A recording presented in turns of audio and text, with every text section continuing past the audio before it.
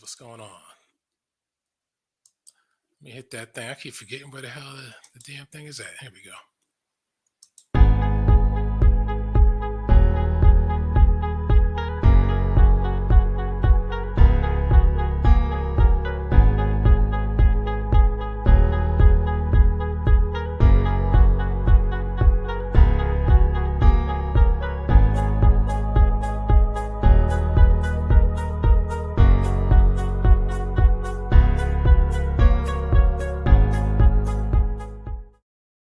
Hey, what's going on?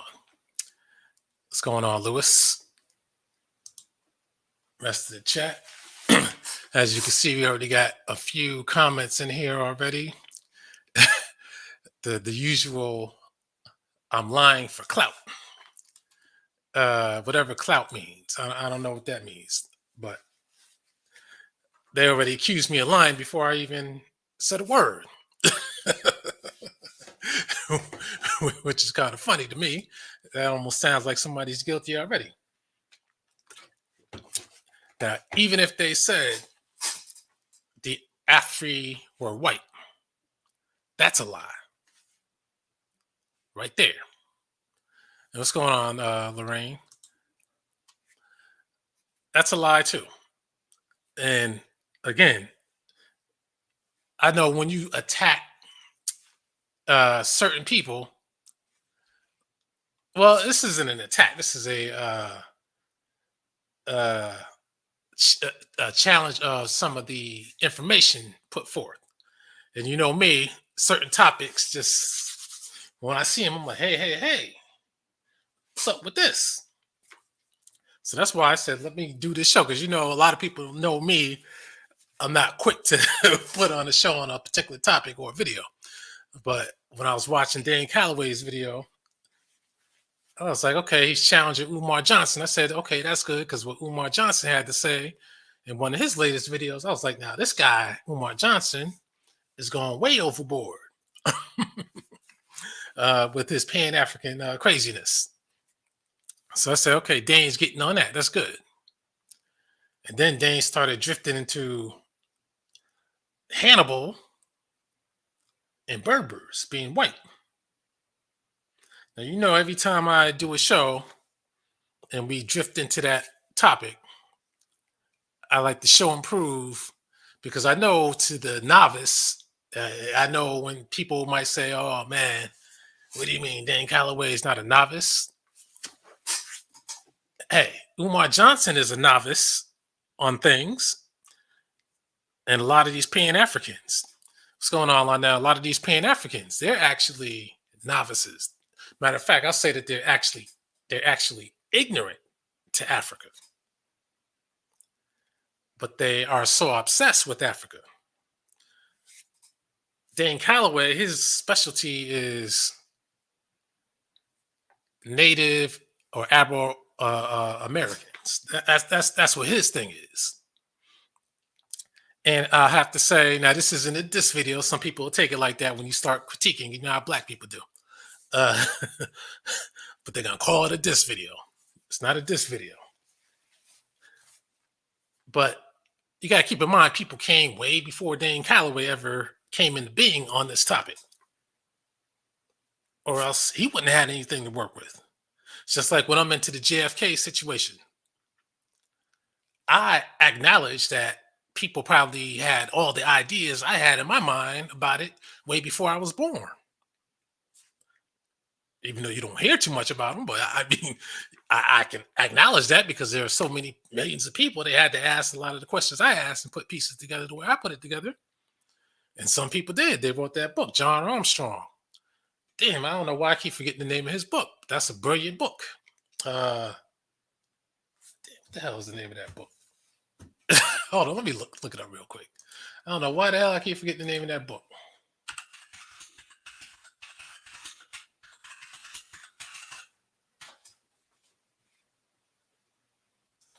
It's a powerful book. Yeah, Harvey and Lee. That's a powerful book. And even as with his age and finances, you got to keep in mind, a guy like him,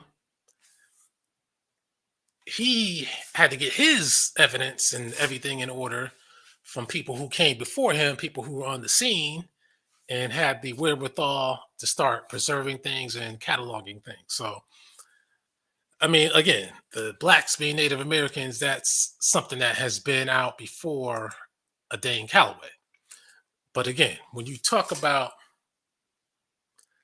Dane Callaway, the first thing they talk about is clout chasing, uh, and all that kind of stuff. Then the ego goes into full overdrive, which is fine.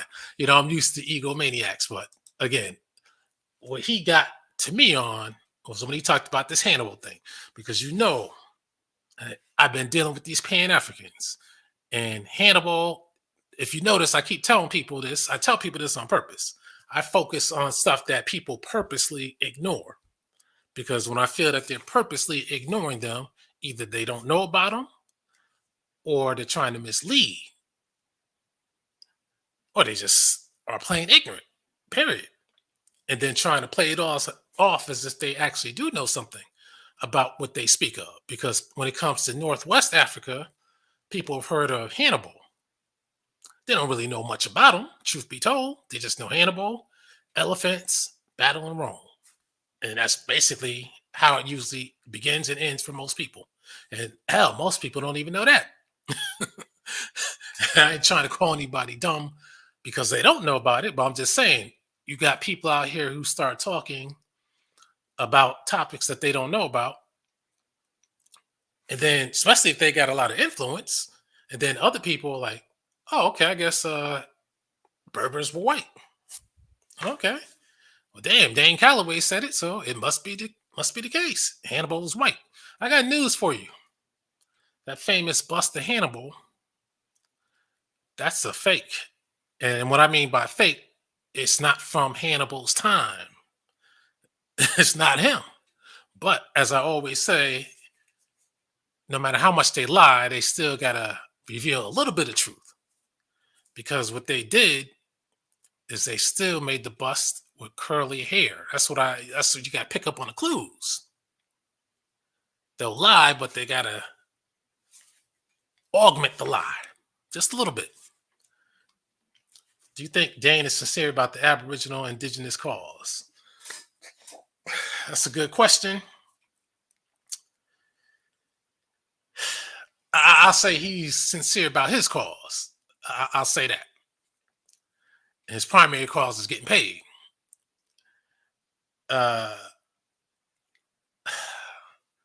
So I'm trying to word things in a way so I won't sound like a clout chaser and a hater. You know what I mean? Because anytime you just critique, and the main thing I'm critiquing today is his Hannibal thing and his Berbers are white thing.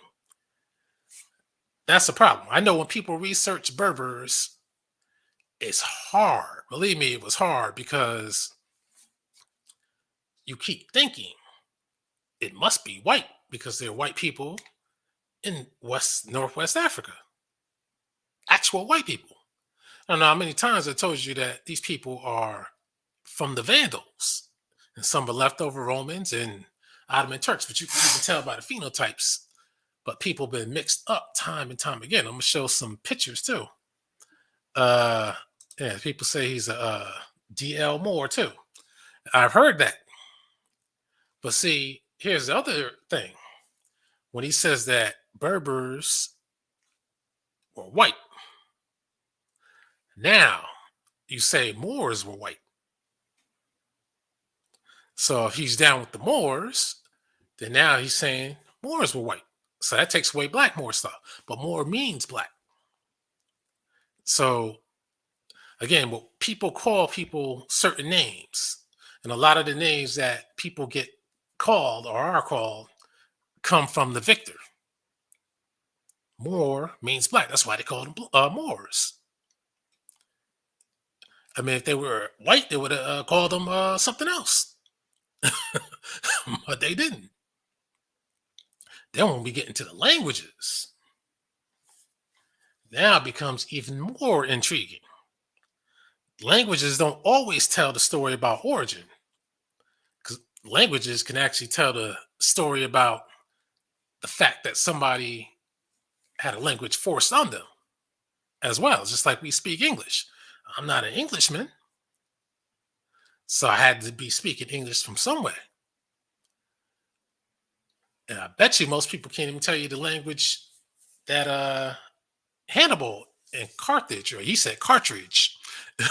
I said, damn, I thought my man was playing video games. Now I know he's gonna take that as a slight, but I gotta admit, when it comes now, there's one critique of Dan Callaway because his videos sound good otherwise, but then when it comes to keywords, my man just mispronounces words. And when people mispronounce them to that degree, I'm like, do they really know what they're talking about? That's what comes to my mind. But again, there's no way to go through this without people feeling that I'm hating and clout chasing. But again, you know me. You can call me all the names that you like to call me. Write a book about them. Name calling does not affect me at all. And it should happen. That should be the case with everybody else, because then you can allow all these other people to get through the BS. And now let's get to the facts. You got the name calling out of your system. Now let's get to the facts. What's funny is the such thing as a white or more too.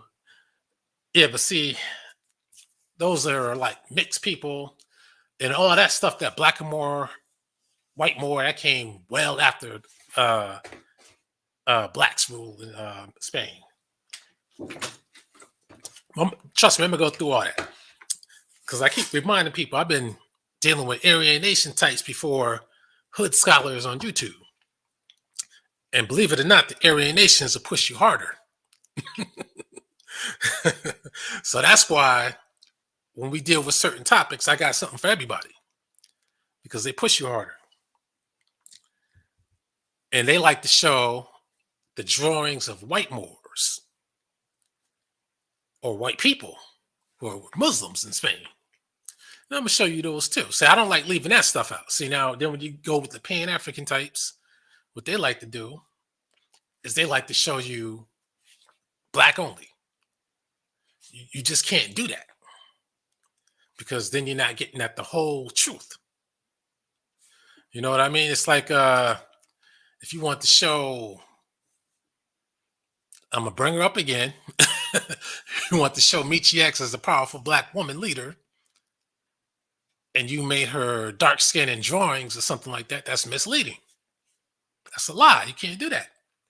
You got to show what it was. And again, I keep bringing her up because a lot of these Pan-Africans, when you bring Michi X up and you talk about the Polish part, they try to ignore that. And then they try to say, well, so what? She's fighting for us. She's got the mind of a black woman. But you can't say she has the mind of a black woman when you say that biracials are not black. So you can't say that and then have an exception for Michi X because she uses words like motherfucker, nigger, bitch ass, and so forth. Can't do that. That's when I argue with Aryan Nation people. I go by their rules of whiteness. You make the rules, you stick to them. If you can't stick to them, now what I show you goes in another direction and breaks up everything that you're trying to explain now. In other words, it proves that you're a lie. Let's see, it says, let me see, who do I listen to, Alquan or John Henry Clark? It's not even close. Anyone can be a critic. He forgot more than Alquan will ever know. Well, me and Mr. Clark, we're not really talking about the same things. And I can guarantee you don't even know what he was talking about. But after I'm done, I'll give you guys a chance to get on, and whoever's brave enough out here who thinks they know something can step up and prove me wrong. That's all I ever say. I don't mind being wrong. You can prove it. But see, when I post my debates of people, now I notice how Tariq Nasheed posting his setup bullshit debates, but nothing but white people who just happen to find a guy. I can't even find a guy to debate with him, but all these mysterious white guys can. That's some bullshit. I show you that I debate people impromptu. That's my specialty. I could do prepared debates too. I'm really destroyed, but I like impromptu debates. There's no need to train if you got something on your mind.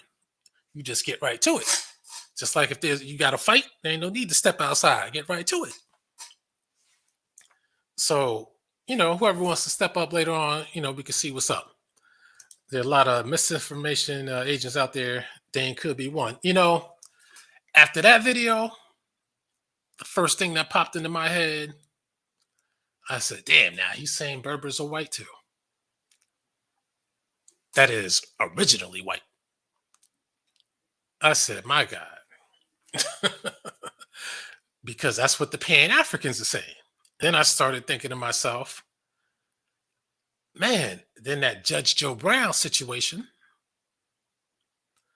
and you got to admit, some people I talked to, I asked them the question. I said, why did Judge Joe Brown stay on during that argument that they had?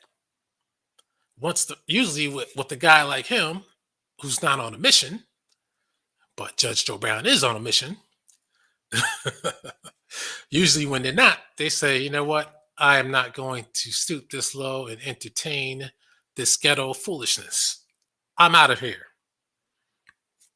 He didn't leave, even when the host clearly made it clear that she was on Dane's side. He stuck around.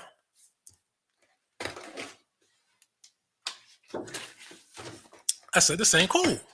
Something ain't right. But I let it pass. And then when you got these Pan-Africans who are sticking with the white man's BS. This is going back in the day of saying that in order to be black, you have to be from sub-Saharan Africa. That's one angle. Then the other angle, when you find artifacts in Africa, if the person is, and this is excluding Ethiopia, which goes to show the lies, so they can't keep lies straight. Because when you see Ethiopian artifacts, the people are lighter, a whole lot lighter. And the Afros give away their blackness. However, these same people, when you see ancient Persians with Jackson 5 Afros, as I like to say, all of a sudden, that's not black. But that's not black and their skin matches, then how come Ethiopians with lighter skin and an afro and a straight nose, how come that's black? So you got to get it together. Ancient Egyptians, they range from, you got the Queen Nefertari, Mentuhotep II, jet black skin. Others are dark brown, Wesley Snipes, or any other brown skinned person. Because it's Egypt, now they're not black. You got to have literal black skin to be black in the ancient times in Africa, while the ancient Egyptians were very dark skinned in Africa. And the irony of it all, if you look at ancient Egyptian artifacts, they no doubt look black, as people want to show or describe. But when you look at Nubian artifacts,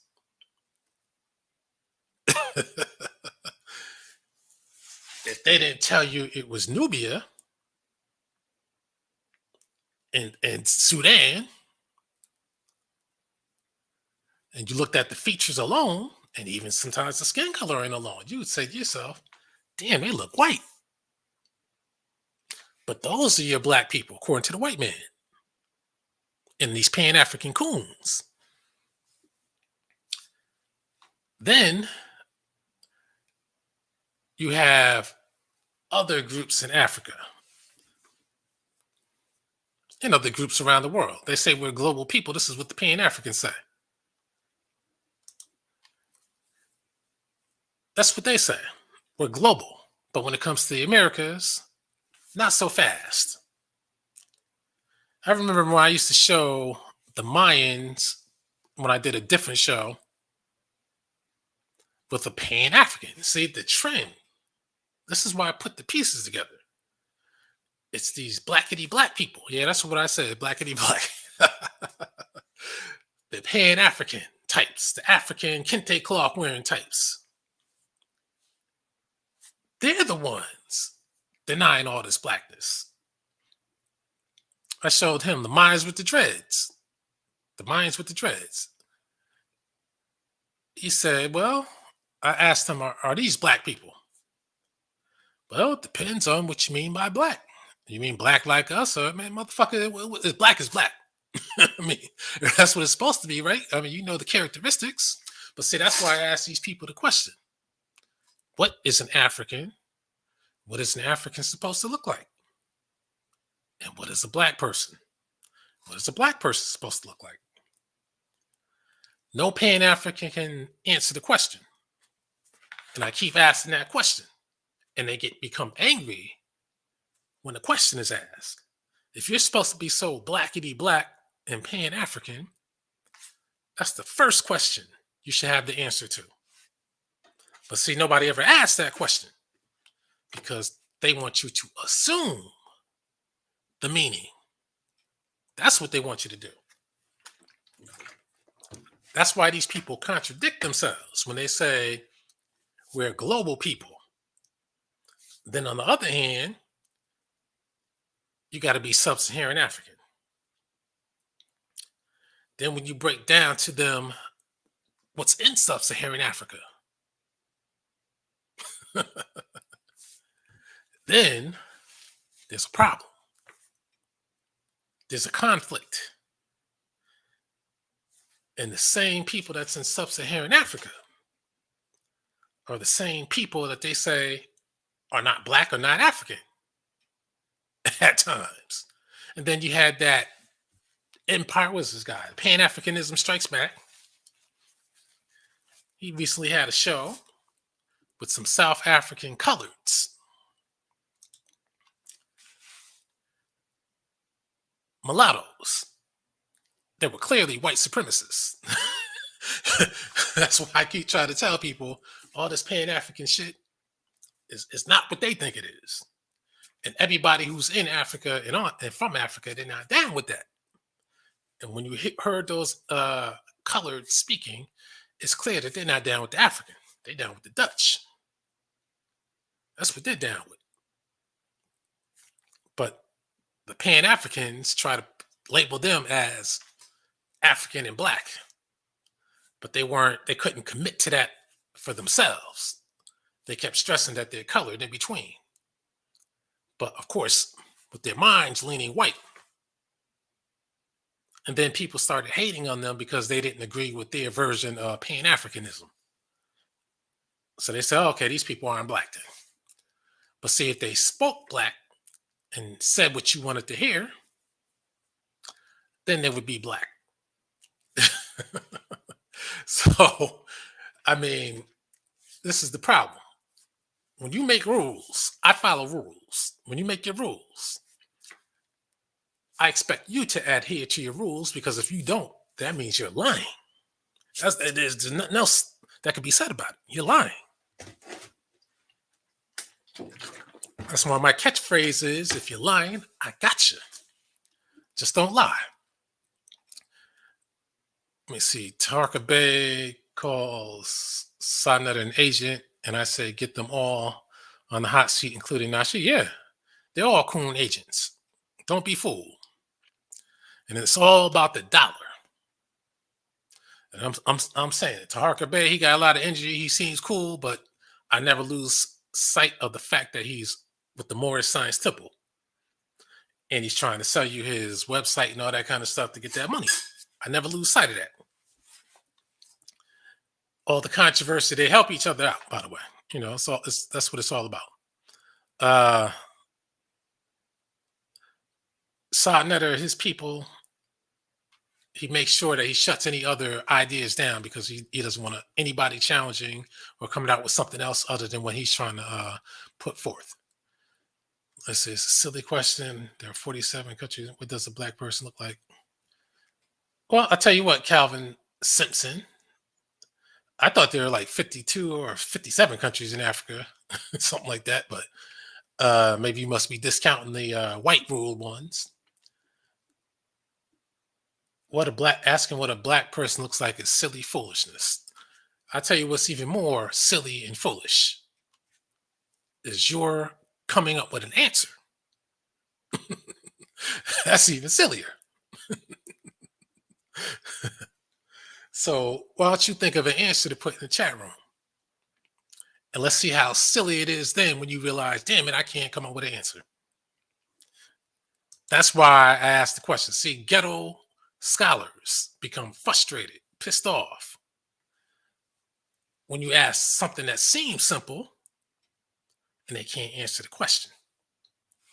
And the reason why they can't answer it is because they're coming up with propaganda and they're going by what people will presume something to be. But then when you ask them to outline it and explain it, they can't do it.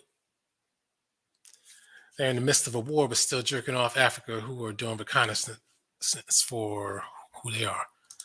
He says Simpson is actually a black European Moor surname that the American Indians were given to as Christian names. The Africans were given the name. You sure about that? He's not sure. See, that's what I mean. You see what I mean? These guys are ignorant. They come here and they want to tell us what's up, but they're ignorant to their own African obsession. African does anything to separate themselves from us. I don't believe we aren't. I don't believe we aren't the same people. Yeah, we're not. If that's what it was. White people have all these YouTube experts just where they want them fighting against each other. Truth be told, none of you know what you're talking about. Well, I mean, we already know you don't know what you're talking about. I mean, it only takes a few comments for us to evaluate somebody's intelligence, and you already exposed yourself. You know, they're coming for you, Aquan. Well, see, some of them won't because some of them already engage with me, but they make sure to disengage because when I hear lies, that's when I got to say something. So in a minute, I'm about to jump into a presentation real quick. I understand why the obsession with Africa in the first place. In my opinion, the first humans more likely originated in the Americas. The obsession with Africa is to get us to go back. That's why these guys are ramping up the video. Not to get us to go back, to get us to go. That's why they keep ramping up the videos. But the videos, they don't understand. Their videos are actually turning people even further away from Africa. Because when you see the filth that is Africa, nobody is hopping on a plane and saying, I'm leaving America behind. Because the truth be told, a lot of their reasoning is, well, you say you hate the white man, leave him. No, you say you hate the white man, why don't you leave? Most black people don't say that, truth be told. I've learned that a lot of black people actually love the white man. How do you know this? Look at weed sales. That's case closed right there. The other way you know it, look at all the dark-skinned people procreating with white people. That says it right there. He says, that is you. You are the ghetto. No, I'm not, because I have college degrees. So I'm not a ghetto hood scholar because I actually have formal education. These hood scholars, they don't have formal education. At best, they went through Freemasonry training and they've gone through Coon agent training. They learned a little bit from their masters. Now they think they're on top of the world because the master got their back. They're the ghetto scholar. They can't hang with somebody like me. Hell, I want Wesley Muhammad, but he keeps ducking me and hiding me from his pages. Because I used to see people don't understand. I used to actually debate Nation of Islam ministers too. And I keep breaking it down. I see when I know people's tactics. See, that's why people get frustrated with me because they don't know my tactics. Sometimes I'll tell them what I'm going to do. And when I do that, it's because I know that they have no counter to it. That's why I do that. Just like I throw out, listen, what is an African? What is an African supposed to look like? I know that I can give them 10 years to answer, and they'll never come up with a viable answer. Now, in that one of those last debates I put up, somebody tried to answer, but see, the problem is when you do attempt to answer, now you got to ask, well, why does this African look like this?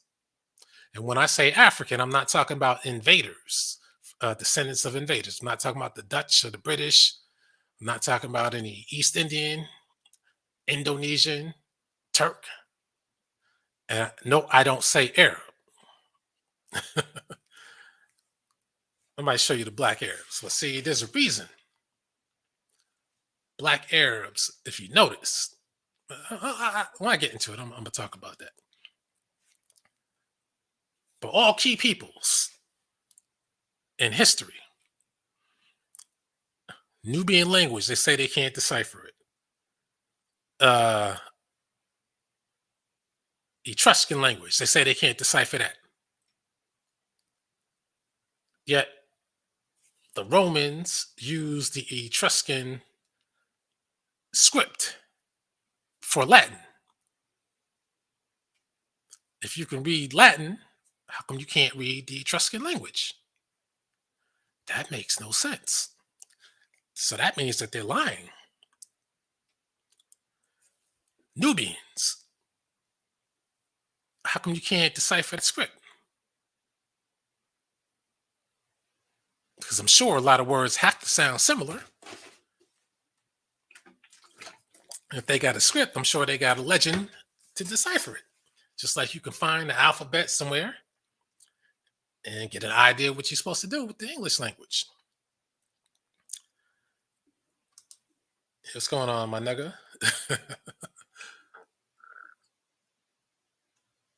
Let's see. White people have all these YouTube experts.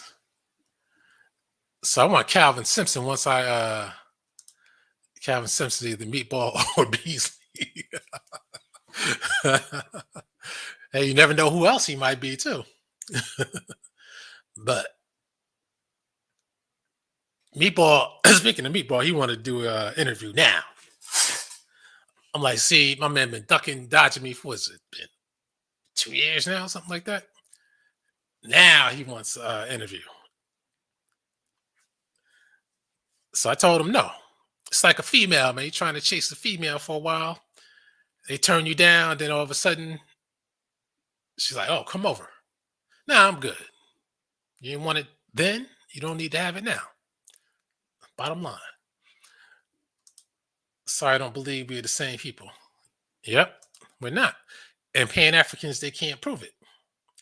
If HOK got you on a revolving block on you, you're on there, onto their narcissism. Yeah, man. I can't call up Net. I got to come up with some new numbers. Failed gangster rapper, feed him beans, watch him fart. Now he says, after everything is said and done, what is the end result to prove, as you call them, agents are wrong? It's like watching a sitcom. Okay, so this must be one of the Coon agents. What do you mean? What is the end result? We call them out? Matter of fact, if I had been getting a lot of other support like I wanted, you could do more than call them out. But I'm going to be careful with my words. I'm an American Indian European. That is Calvin's, no African blood at all. It's like Tariq Nasheed collected all that money. What's the end result with that? Nobody is doing anything or challenging that or worrying about the fact that he ripped people off. So this is what I'm going to do. I'm going to play one video. This is the first video that got me concerned and showed me that, okay, now they got Umar Johnson going overboard with this African craziness. I said, and this is the video where Umar told a lie, and a lot of these Pan-Africans, in trying to please their masters, said they bank on the fact that we're supposed to be dimwits. And you could tell because the routine that these people come up with when they go on YouTube, other social media, and other outlets is they talk to us like we're pieces of trash. They keep calling you niggas, motherfuckers, bitches, hoes, everything you could think of, cursing at you as if that's the only way that they could speak to you. Like when that Dana with the data had that doctor on. And the doctor, black lady, she kept using these curse words and talking about dicks and pussies, and instead of just saying vaginas or private part, male and female genitalia, I guess they figure we're too dumb to know what genitalia is. But a dick and a pussy, that's more your language. So I kept saying, writing in the chat room, man, what's up with this? I mean, this is disrespectful. It's like when black people call themselves niggas and bitches. That's disrespectful. You invite other people to do that. And like when Seti used to explain the meaning of nigga. So I'm gonna call myself a nigga. I didn't like that. That explanation didn't suffice to me. Let's say you an agent for chaos if you habitually change. Yeah, that's it. That's what they do. See, I stay my course and keep arguing my points. But I'm not unafraid to learn something new if it turns out to be the case. But propaganda, I don't like. And these fake pro-black people on here, that's what they're all about. Where do you think they come from? They don't want to be in their own country. Oh, why do you think they come here? Yeah, because their country is a piece of crap. If you watch those videos by the Afro think tank and that Pan-Africanism Strikes Back, you can see those guys, when they come back, they're relieved, like, phew, I'm done with my mission. So I'm back. The fuck are these guys doing? They got to be working for the government. One of them already said, Pan-Africanism Strikes Back. Brandon Tucker already said, I'm a black conservative, Republican. He said that. We already knew that from the way he was talking, because he was always saying, you're dumb if you voted for Biden. You're dumb if you vote for the Democrats. I keep telling you, when they say don't vote for Democrats, they really mean vote for Republicans. But they try to get slick and say, I'm not telling you to vote Republican, just don't vote Democrat. I mean, come on, what else is there left? This is how dumb they think you are. And they call you dumb. Tariq Nasheed proves that people are dumb by the fact that he collected about $2 million and tells you, don't ask me a goddamn thing about no museum after you got the money. You demand that Negro produce that goddamn museum by the end of the motherfucking year. Yeah, that's what the hell I said, by the end of the year. Shouldn't go no further than that, because when he solicited the goddamn money or begged for it, he said he had the place already set in motion. He just needs the money to get that rocking. He got the money, and now nothing's happening. Goddamn liar. Tariq Nasheed is a con man. Anyone with sense knows that, but a lot of people don't have the sense. Alquan Don say we got my man with the namesake that we're about to get into today. The link between us and African Americans only exists economically. And I think these guys are going on some type of government mission, because the other guy, Afro Think Tank, said he's in the military. He's a military guy. Brandon Tucker is a Republican, black conservative. which is code for Black Uncle Tom. I mean, that's basically what it is. And the fact that he can't stop calling people niggers. I told you, when people keep calling you a nigger for no reason, and they call you, he called us niggers in front of those South African coloreds and in front of white people, those it out there. And it's not to be cool, and it's not to try to relate to an urban audience. It's because that's how he really feels. That Black Americans are niggers. I mean, damn. That's why I can't stand these people. I know they're Coon agents on a mission. Why else are they going to Africa for a month or so at a time and keep going back and forth? And no moves are being made, but some so-called business moves. Come on. Dane may flag you. Yeah. I'm aware of that. I know he's one of those people that's quick to flag. So I'm gonna do it in a different way. Yeah, believe me. See, that's why you notice with me, I don't really play anybody who's gonna flags. I only play videos that somebody took from somebody else and put it on their shit. And I know that they're not gonna flag because they don't want any problems. I noticed that pause stuff. I noticed other people started doing that too. If you notice, some people hate when I say, "Oh man, you think you did it first?" But sometimes, if I don't see it before me, I have to assume I did do it first. I don't know. Let's see. They come here primarily to partake in the white supremacy that put them in elevated status. Yeah, that's what Africans do. But these guys, I think they're Coon agents going back and forth to Africa on a mission. Because if they were serious about living there, they'd be there. But they're not. So anyway, let me get to this. Let me just read the rest of these and let me get to that. I gave Asian Chaos 1 week, if not a day, to fall back into its intent and purpose.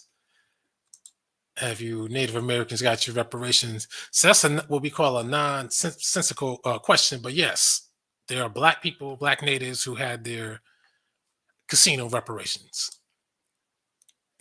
Pan-Africans are so confusing. I heard a caller use a voice box the other day. His whole rudiment sound like Reggie. Hey man, there are people doing that. Feel good not to be African. Same with your boy Umar.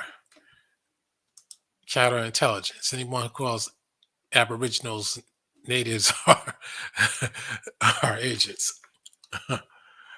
Some of us may not have the name right because some people won't be called different things. Some people say Indian.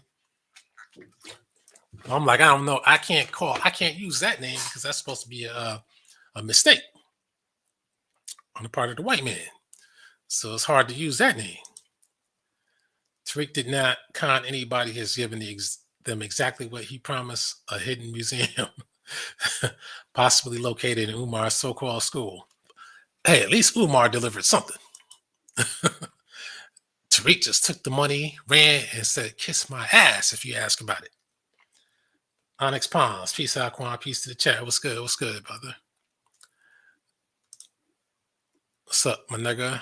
To use his intellectual dishonesty and comedy to keep his folks conditioned. Yep.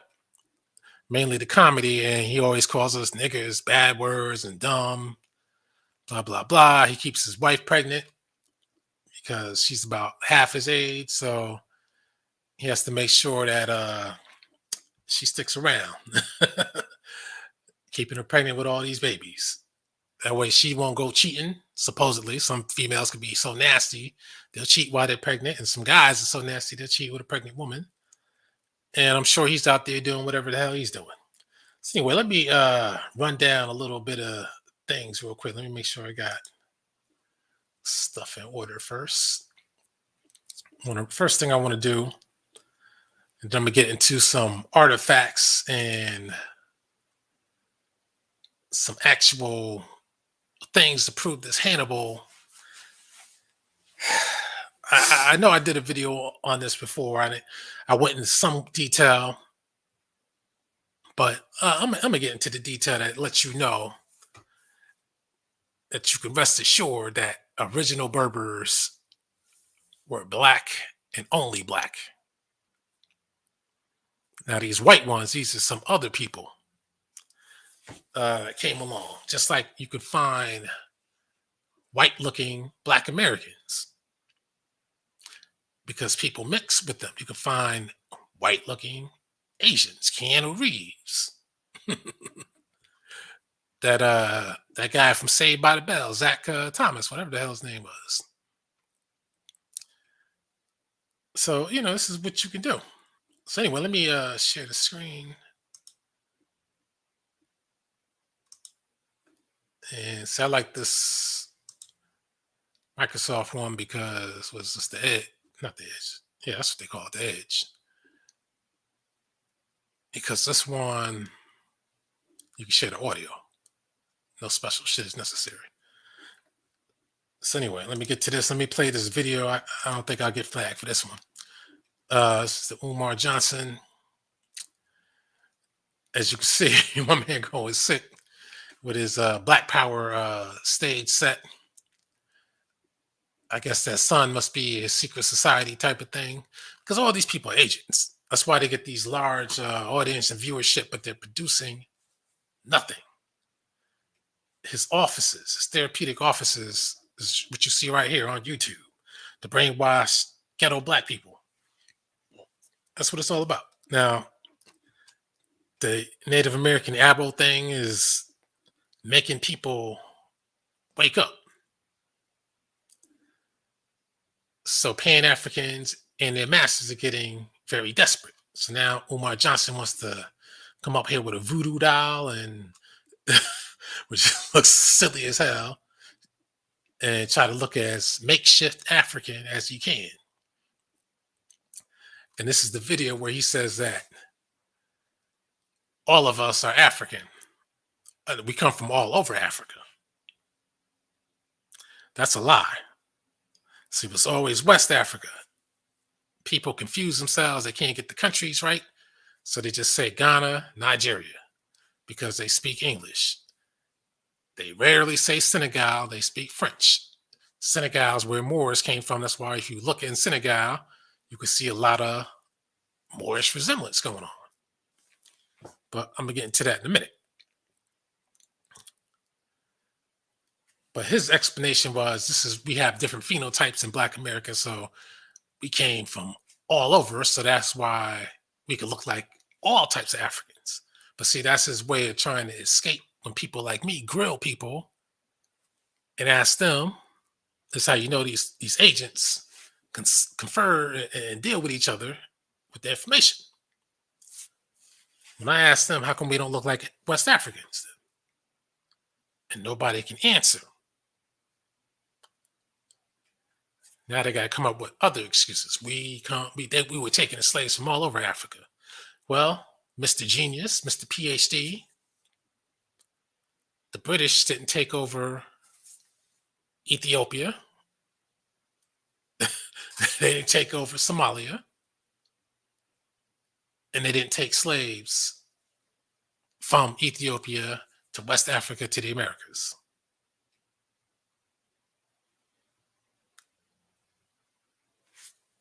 We have different phenotypes from West Africans because that's not who we are. And the fact that they switch up their tune shows you that they know that that's not who we are. Listen to this. All you pretendians, why are you not taking the DNA test? If you don't come from Africa, why can't you take the DNA test so we can know that you came from Mexico or California or Venezuela? You came from Montana. We need the pretendians to take the DNA test. If you're so native to America and you're not from... I hate to pause it, but you notice how they all keep with the same themes at the same time. Take the DNA test. Take the test that answers all questions. This magical test will tell you who you are. Well, if that's the case, how come the history books haven't changed? We're just from some mysterious places in West Africa, unnamed tribes. There's nothing to tie us there culturally. This PhD who hasn't proven to be that. So I take on PhDs, and I have. And PhDs are just as perplexed as the ghetto scholar with my line of questioning. That's why dimwits like Saul Netter, that's why he makes sure to stay away from me. Because he damn sure don't want his so-called Dr. Reggie and his Jabari going up with me. He damn sure doesn't want that. Now, I engage with so-called Dr. Reggie. He ain't ready. You already know that. I'll take Umar Johnson. On Pan-African. I don't care about his school and donations and all that. On this Pan-Africanism, I'll take this man out. Anyway, here we go. Africa, please take the DNA test. But we'll get back to the pretendians in a minute. Let's stay focused. Let's stay focused. Brothers and sisters, this is why I'm not taking the DNA test. The reason I'm not taking the DNA test is, as I've told you before, most of the African DNA testing companies,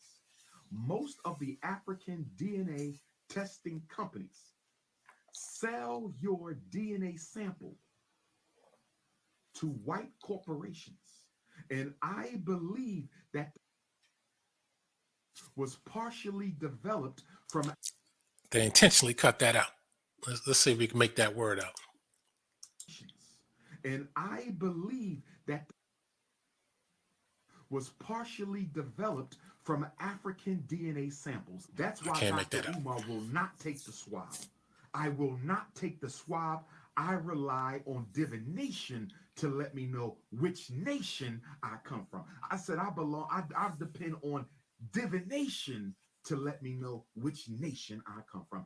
I depend on divination to let me know which nation I come from. I'm not taking the DNA test, brothers and sisters, because I believe the DNA test is a front for African people to voluntarily give their DNA to the military-industrial complex for biological weapons research. I believe the African DNA movement is a government front to get every African in America to voluntarily give their DNA up so that it can go straight to the government and they can... Now, that's what I always say too. Database, just like when you go on Facebook and all these other spots, you're giving up your goddamn history. You're volunteering this. Giving up your information, daily activities, interests. That's why they ask you all these fucking questions. Like a psychiatrist would ask you to figure out what you're all about, who your friends are, what you did, what you're buying, what you don't want to buy. Some people will say, oh, it's just to sell you stuff. That's part of it, but that's not the main part of it. There's always something sinister behind everything, believe it or not. And people say, oh, yeah, there ain't nothing sinister about nothing. Well, I always say this. If there's nothing sinister, then why do we have a military? Use it for biological weapons research. AIDS, Ebola, cancer, bird flu, swine flu. I'm not taking the swab. I want to find out where I come from. I get divination. I'm not giving them my damn DNA. I'm not doing it, brothers and sisters. I'm not doing it. Here we go again. But Dr. Umar, a lot of Europeans have taken the test. Here we go again, worrying about what white folks are doing. Why? And people were asking what the divination means. It just means the straight definition, the straight meaning of whatever it is you're talking about. But in his case, he says he's going by definition of his history and the DNA. I don't know where he's getting at with that, though. Why is it every time we talk about what they do to us, we got to bring up white folks? Why are you so in love with them? I talk about special ed. White kids go to special ed. I talk about Ritalin. White kids take Ritalin. I talk about DNA testing. White people take DNA. Yes, they do. The white special ed kids are not being mistreated the way the black special ed kids are being treated. Why can't you get it through your thick skull that even though it may have the same name, it's a totally different game? The food they sell in your neighborhood, are you telling me it's the same food they sell in their neighborhood? Are you that stupid that just because something got the same name, it means it's the same thing? Just because it has the same name doesn't mean it's the same thing, you coons. When are you going to understand, overstand, and understand that the same name does not mean the same thing? You Negropeans are crazy. You Negropeans are crazy. You Negropeans are crazy, brothers and sisters. You Negropeans are crazy. I got some Negropeans on the feed right now trying to defend their slave masters. Trying to defend their slave masters, brothers and sisters. I don't need to know where I come from. I know I'm African, brothers and sisters. He just said he's looking for definition, but you know you're African. You just can't make that statement. You got to know how is that possible? You just can't say I'm African. And again, he's taking us back to the 90s with this hat. That's the thing. If you know you're African, all you got to do is provide the evidence. That's all. Simple as that. But you're going by what the white man said you were and his Coon agents, which are largely Caribbean and mainly Jamaican. I'm from all over Africa. My ancestors came from everywhere, brothers and sisters. I am the Pan-African tribe, brothers and sisters. I don't need to know that. See, now he's making shit up. In absence of evidence. You got 2 grandparents. You got 4 great-grandparents. You got 8 great-great-grandparents. You got 16 great-great-great-grandparents. You got 32 great-great-great-great-grandparents. You got 64 great-great-great-great-great-grandparents. By the time you go back, you have thousands of grandparents. You come from everywhere in Africa. So you got that from that white DNA guy. But he says, see how he twists it and says, you come from everywhere in Africa, but all those great-great-great-grandparents, who says that they're African, number one, and who says that some may not be white or something else. They want to force something on you. And I don't know why he's holding up this voodoo doll. He always comes with these new props and shit, cheap ass props. It's all a production, social media production. Bring Umar Johnson to debate. And it doesn't matter if somebody's clout chasing, doesn't matter if somebody's small time. What matters is somebody right or is somebody wrong? Let's put it that way. What are you talking about? They took us from the north. They took us from the west. They took us from the south. They took us from central. They took us from the east. They took us from everywhere. Okay, here we go with an Africoon. You're from West Africa, not north or east. Eileen, you're totally incorrect. You probably don't know your history, my dear sister, because if you knew your history, you would understand that the original Africans of North Africa were traded, sold by the Arabs into the transatlantic slave trade. And if you knew your history, you would also know. He said the original Africans in North Africa were traded in the transatlantic slave trade, Trans-Saharan slave trade, which is another lie by the white man. Because as I've been showing over the years, indigenous North Africans that are black, that's when indigenous, those are the black ones, they're still in North Africa. They're just not running the government. And I will watch government meetings in Tunisia, Algeria, Egypt, and all these places. I have to say, before they took Gaddafi out, he had the blackest North African government. I had to say that. I mean, even a country like Egypt with so many black people, their government is mainly white. Sudan is now called a North African nation, so I guess that'll count. But you see a lot of these Pan-Africans now, they're looking at what's going on in Sudan and counting that as a part of their Pan-Africa stuff. But I'm like, that's a country you can't count because they're a so-called Arab country. They're not concerned about Africa. They're not, damn sure not Pan-Africans. but they want to force them. I said, well, when you guys go to Africa, how come you don't preach all this shit to the people when you get out there? That's make videos on that. And for you Hotep hustlers, if you ever do go to Egypt, some do, but they go there just to see the sights, and they don't preach this Hotepism and all that Ra and all that kind of shit to the people. And don't say, oh, well, we can't speak the language. You can actually hire an interpreter. Stop the bullshit. That once the British and the Americans begin to suppress the West African slave trade after 1808, the slave ships would go around South Africa. They would buy South Africans into slavery, and then they would go all the way around the Horn of Africa up to East Africa, and they would buy our Ethiopian, our Eritrean brothers and sisters in slavery, our Somali brothers and sisters in slavery. That's why you can still see the Somali phenotype, the East African phenotype. You can still find the East African phenotype amongst American Africans. See, my man making shit up. So the Arab slave traders went all around Africa enslaving people. And the Horn of Africa, their facial features, for many of them, look different because they're supposed to be mixed in with the so-called Arab.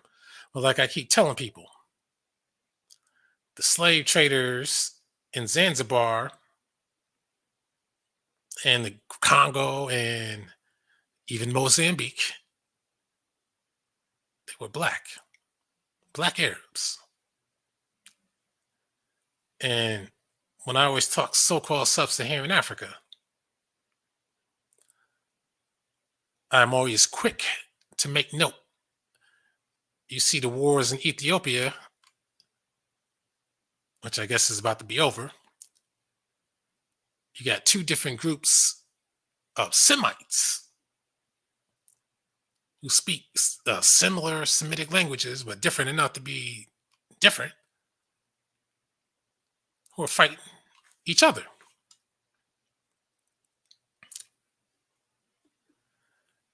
These people never talk about that. And I call Ethiopian Semites, number one, because they are. Number two, I can't type it in on YouTube for some odd reason. They won't let my comments go when I put in Semites. But I point that out because you got to put things in their perspective. Because these Pan-Africans always talk about Arabs this, Arabs that. Well, these Arabs, these fake Arabs are supposed to be Semites because they speak Arabic. That's why I point out that these Ethiopians are Semites as well. And for people who don't think that Arabs are not black, just to give you something that you can easily look up, the Sudanese are Semites as well because they're so-called Arabs in the Arab League, and they're black. So stop it with the Arabs are white shit. Africans, because many African people, particularly during the suppression of the slave trade years from 1800 to about 1860, many of the enslaved Africans were smuggled into the United States, into the Caribbean, into Central and South America by way of East Africa. Okay, so now you got an active slave trade, but you got to smuggle people. Now, what sense does it make to go from one part of a continent, grab people, and smuggle them to another part? If people are that easy to capture, makes no goddamn sense. You know why. So, like I said, my beautiful African sister, I don't know why we speak without knowing the history. We come from all over the continent. Willie Lynch is alive. South Africans, be careful. They're about to bring Omicron. South Africa is a test lab. South Africa is a test lab. If a lot of our brothers and sisters die, and we hope they don't, God, we hope you prevent that. But if a lot of our South African brothers and sisters die from the Omicron will mysteriously pop up in the United States. The Omicron will mysteriously pop up in Haiti. It's going to pop up in Brazil. It's going to pop up in America. Keep your eyes on the South African. I don't know why he's talking about Brazil, because according to the white man, Brazilians are supposed to be classified as white. And of course, when I did that other show on Alpo, and I looked at you look at the fine print on that U.S. Census racial classifications, they don't base it on shit. It's just what they want to do. But this is what the white man says. Now, when they get here and they get classified as white, then they get a leg up in society. So that's based on something. An epidemic of Omicron. Keep your eyes on the South African epidemic of Omicron. If it is successful at taking black life in South Africa, they're going to take it everywhere. They're not done killing black people. They are not done killing black people. And your congressional black caucus, your national black leaders, they're not going to say nothing about it. They're afraid to speak up against the white power structure. Eli, will this generation finish the liberation struggle? We hope so, brother Eli. To the one, how is India able to stay untouchable? They're not untouchable. The untouchables are the descendants of the original Africans that civilized India. They call them untouchable because the British colonized India, and during the colonization period of India, they taught Indians to worship white people, just like they teach Africans to worship. See, it's always somebody's from Africa. And the British didn't teach India to worship white people. India in their apartheid system predates any knowledge of any white man in Europe. So again, these guys, man, they're talking out their ass on a lot of these topics, man. And unfortunately, the target audience, they see these guys and they repeat what these guys say as a fact. That's why these Coon agents are out here. They get the huge following because it helps to brainwash the masses. And it's sad, but people assume that what these people are saying is right, and then they go repeat them. That's how you know if it's effective or not. But then sometimes you got low-level Coon agents who repeat it anyway to help give it some legs. That's how they do it. White people. So the untouchables became the blue, black, purple original Africans of India that all the other brown skin supremacy Indians don't like. They call them untouchables because they too black, because the white man taught the Indians to hate black skin, just like they taught you to hate black skin. L. Wood, keep enlightening the messages. Thank you, L. Wood. But you just heard that, so he'll accept the untouchables as black, even though visually they look like almost any other East Indian that you might run into that's of a darker complexion. But these same people say East Indians are not black. You got to make up your minds. See, I'm clear with mine. I'm straight with mine. These people flip-flop. Yeah, I said flip-flop. Jakari, thank you, Jakari, hitting the Cash App family. FDMG shall be, FDMG can be, FDMG will be, brothers and sisters. We are working hard on your school. Keep the school in your prayers. Keep me in your prayers. Let's stay strong. Let's stay focused. Let's be victorious, brothers and sisters. Let's get the job done. Let's get the job done, brothers and sisters. On that note, I love y'all. If you need to reach me, 2159. All right, that's enough on that. And get the idea. And now this video right here, I'm not going to play it because you know that Mr. Callaway is about his business. And you know how black people on YouTube are in general, even if they say, hey man, that's fine. You could play my stuff. The next day, you know what? I don't like this guy anymore. So I'm gonna flag it. So I show a scene. I wish I could play the audio. I mean, I could switch away, but I know everybody heard the video, but I wanted to show the visual because the visual he put in his video, as you know, visuals could be more effective than the audio. That's why when you watch documentaries, you know, the real ones, professionally produced ones, the narrator, if they don't have video or anything on it, they'll show a picture and they'll talk about a particular scenario, even if the picture doesn't necessarily show what they're talking about.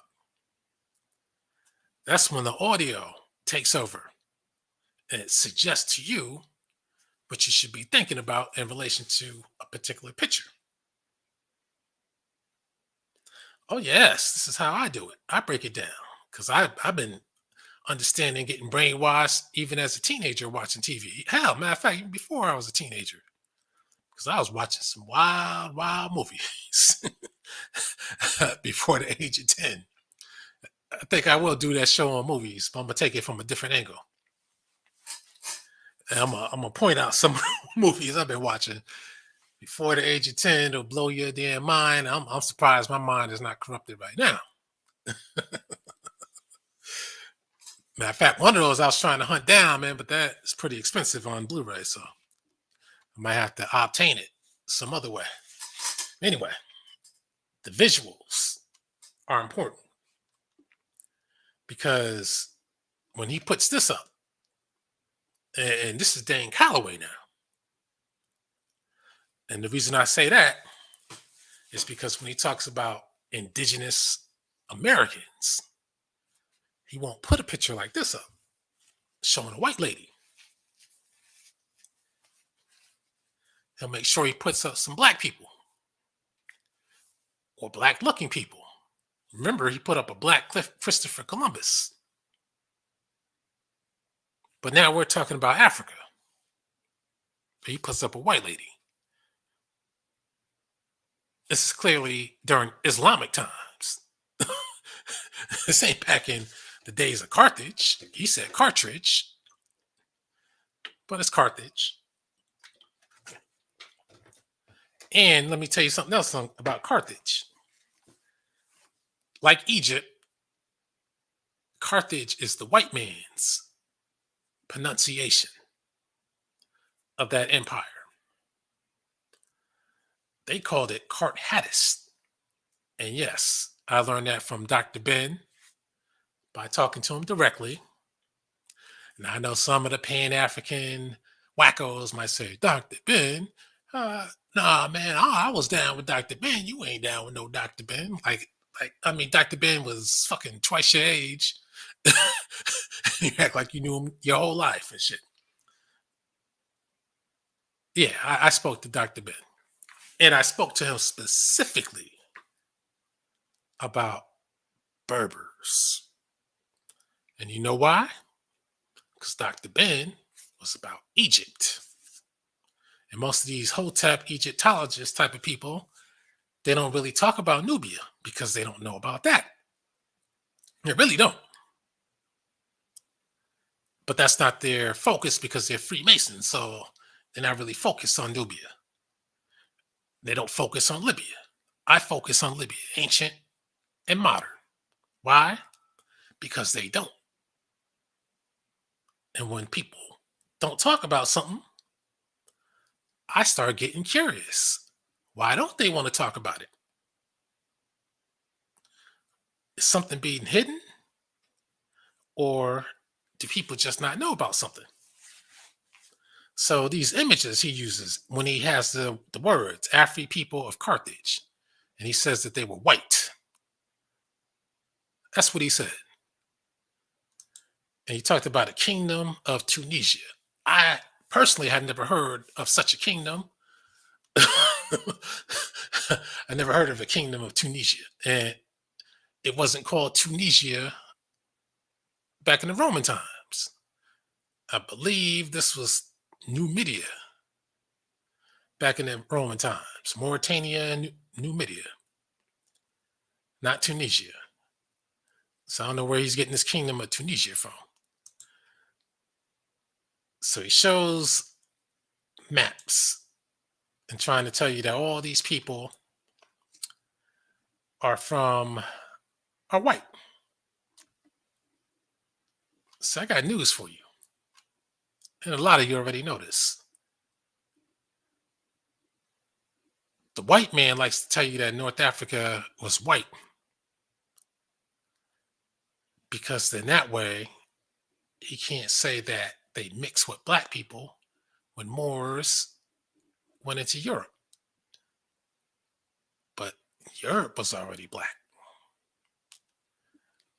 Again, you look at this Mediterranean, a lot of us, we look at it because we've been trained to look at it as this is Africa and that's Europe. But see, if you looked at it in a different way, like we look at the Great Lakes or the Long Island Sound, then we just look at it as one big lake. In Spain, in Africa, and Europe are actually one. It's just this water dividing the two, as opposed to these being big land masses that are actually separate. But it's just water filling up the spaces.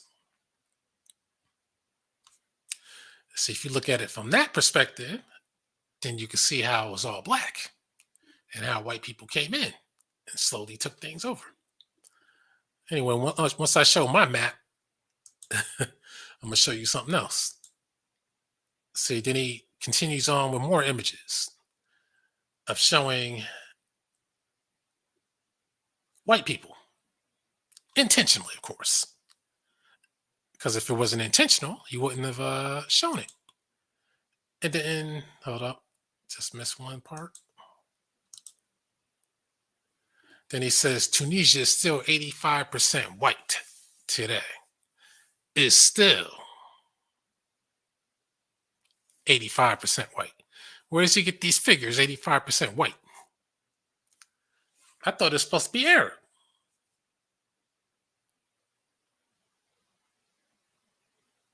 So is Dane Callaway lying to you, or is he ignorant? Why is he showing these pictures? This has nothing to do with reality, but he's showing you these. And where's that other one that came up? Right here. He wants to show these as Berbers, but anybody who knows anything, you can see these guys are mixed because you see the Afro type hair. These are mulattoes. A lot of mixing. And you can see mulattoes today. And you can see these lips on this guy right here. You can see mulattoes today. Because one day I'm about to get into the Roman situation. Even that black everything site is kind of shying away from Rome. And I wrote to them, I said, listen, I like your site, but leaving out Rome, that's like leaving out New York when you want to talk about hip hop. You just can't do that. You can't do it. If you could decipher Greece, you could decipher Rome. Rome is more recent. But again, he wants to put this into your mind that everybody in Northwest Africa was white. This is what ignited this video, because I said to myself, where is this man coming from with this? Look at this. You got to keep in mind, paintings like these are way after the fact. He says, as ancient Rome, which was Carthage's neighbor in the Mediterranean, grew in power and expanded, the conflict between the two civilizations became inevitable. The rivalry between Carthage and Rome eventually erupted in the three Punic Wars fought on land and sea. National Geographic. Funny part is, it was Rome that was rising in power. That's the funny part.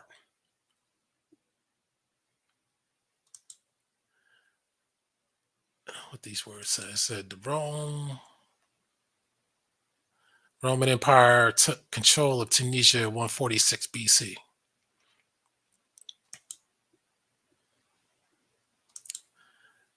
Roman Empire reigned supreme for 500 years. See, now this is the other thing that got me too. When he put Arabs invasion of Tunisia 7th century BC. See, when he put this shit up right here, that's when I said, ah, shit. I said, oh, shit. I said, I know he didn't. This goes to show he's spreading propaganda. You know, the Tunisian government to this day, they use this bust and say that this is Hannibal. But if you ask any actual scholars, they tell you Hannibal, we don't know what the hell he looked like. But even his hair is curled and his beard is curled. You know, white people don't have curly beards. But on the face value, you look at it, you're like, okay, that's in all effects a white man. But the Punic Wars, that was race wars, quiet as it's kept. Those were race wars. Like I said before in an earlier video, if Carthage won that war, Rome wouldn't have taken over Europe, and the white man would have been held back even further, even longer. But they lost. Carthage lost because Hannibal needed more reinforcements from his government, and they didn't want to do it. He was roaming around Rome, had it, could have just killed them all. Just didn't happen. That was a turning point, one of the main turning points in history, especially for black people. Hell, after that, even the world too. But once he showed that, I said, man, because this is not Hannibal. But of course, the white man has this propaganda. See, the ancient Egyptians, they kept getting invaded.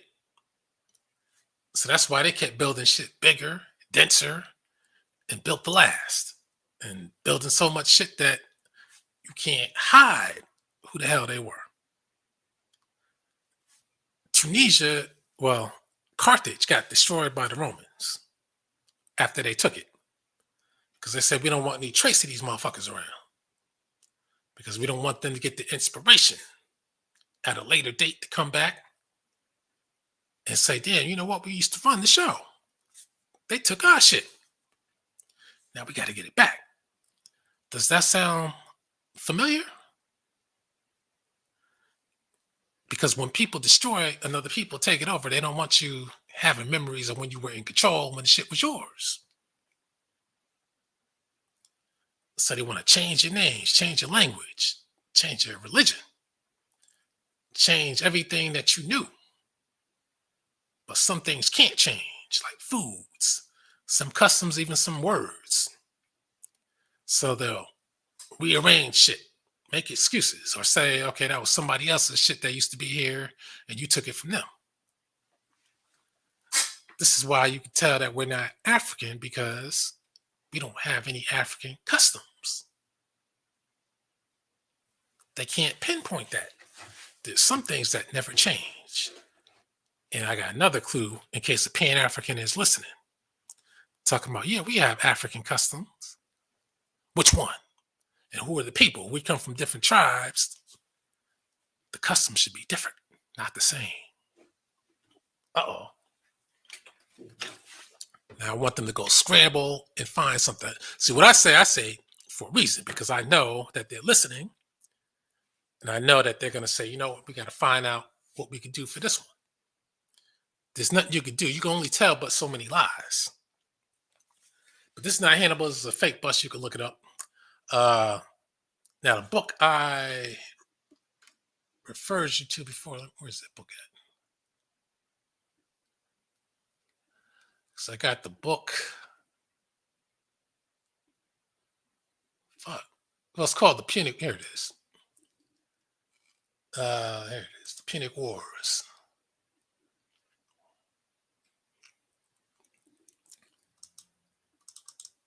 And wish I could blow that shit up. Let me see. Here it is. All right. Now, this is the cover. As you can see,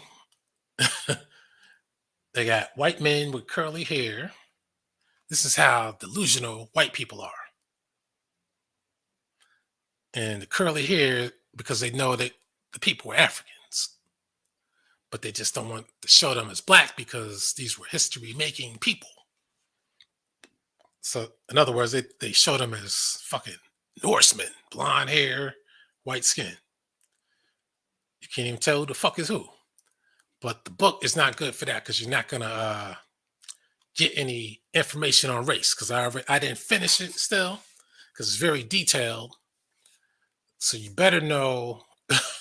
You can't be I ain't gonna try to put nobody down, but you can't be a ghetto scholar trying to read this book and then come back to me and act like you know what the fuck you just read. I know that right off.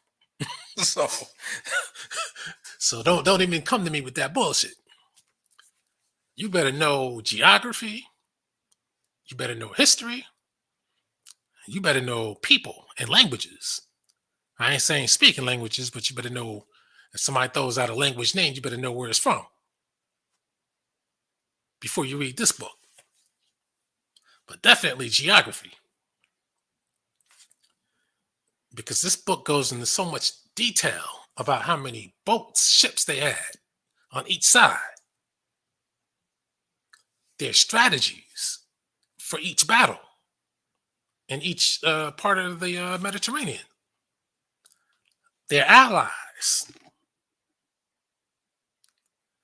where they camped out at, especially concerning Hannibal. They could describe what Hannibal wore. They described his personality. Are you listening to me?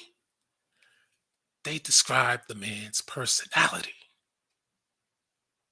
He was ruthless. And he was young too. I think he was like 25, something like that. But people were raised differently back then, at earlier ages. They showed or described how they even had to cross small rivers and build rafts or bridges to cross rivers, and they had to be strong enough to carry the elephants across. So I want you to think about that. They had all these details. You think about building a bridge where you're at, like 2,500 years ago.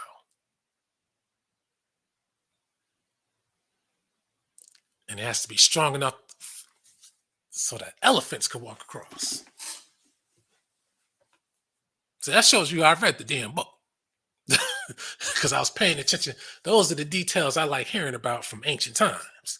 How they did this, what the temperature was like, and it was freezing when they got into the Alps. Freezing is like hell.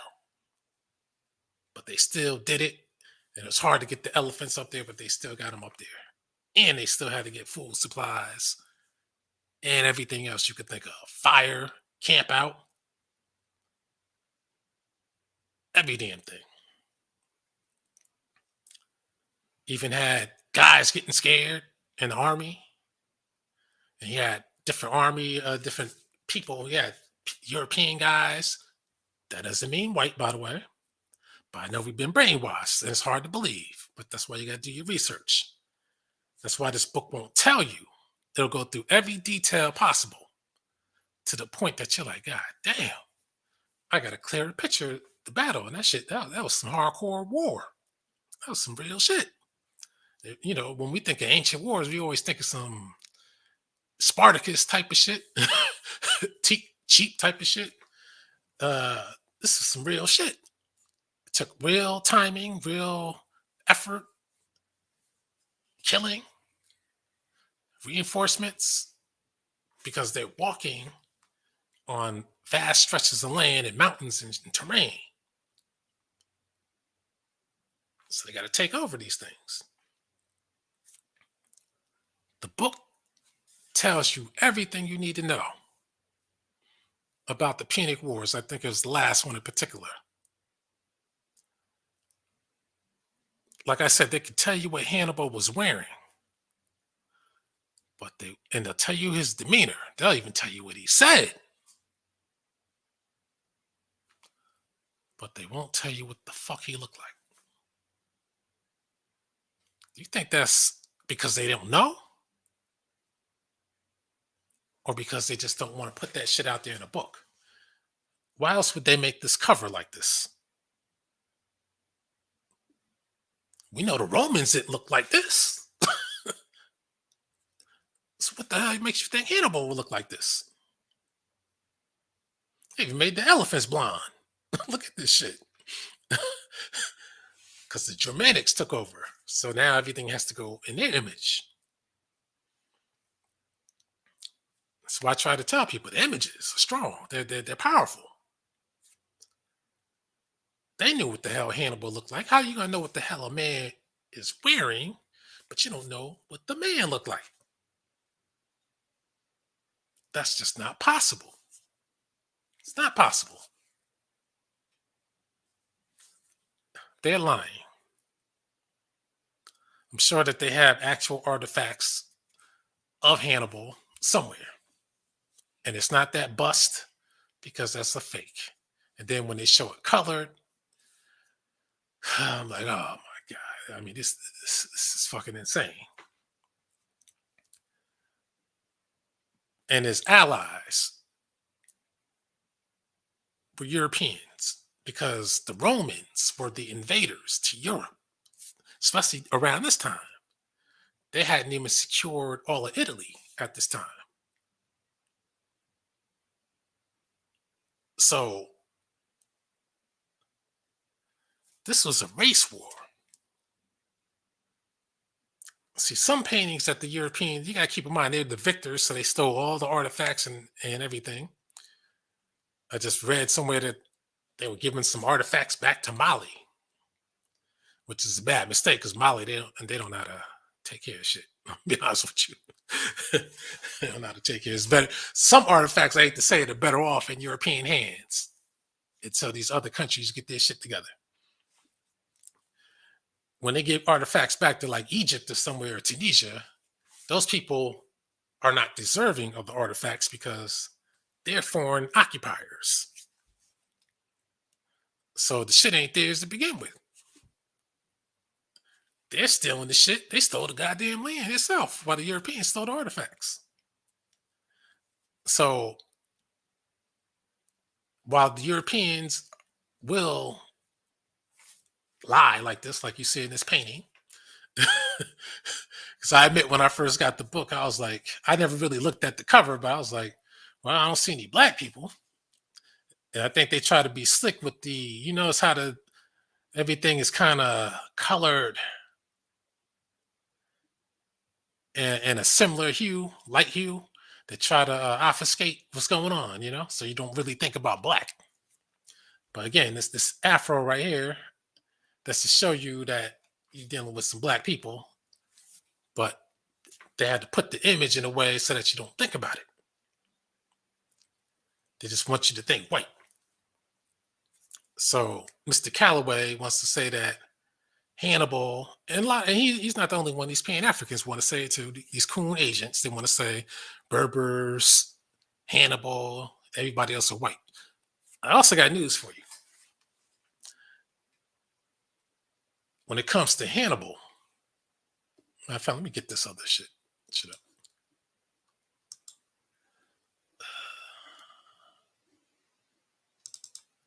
Get this going.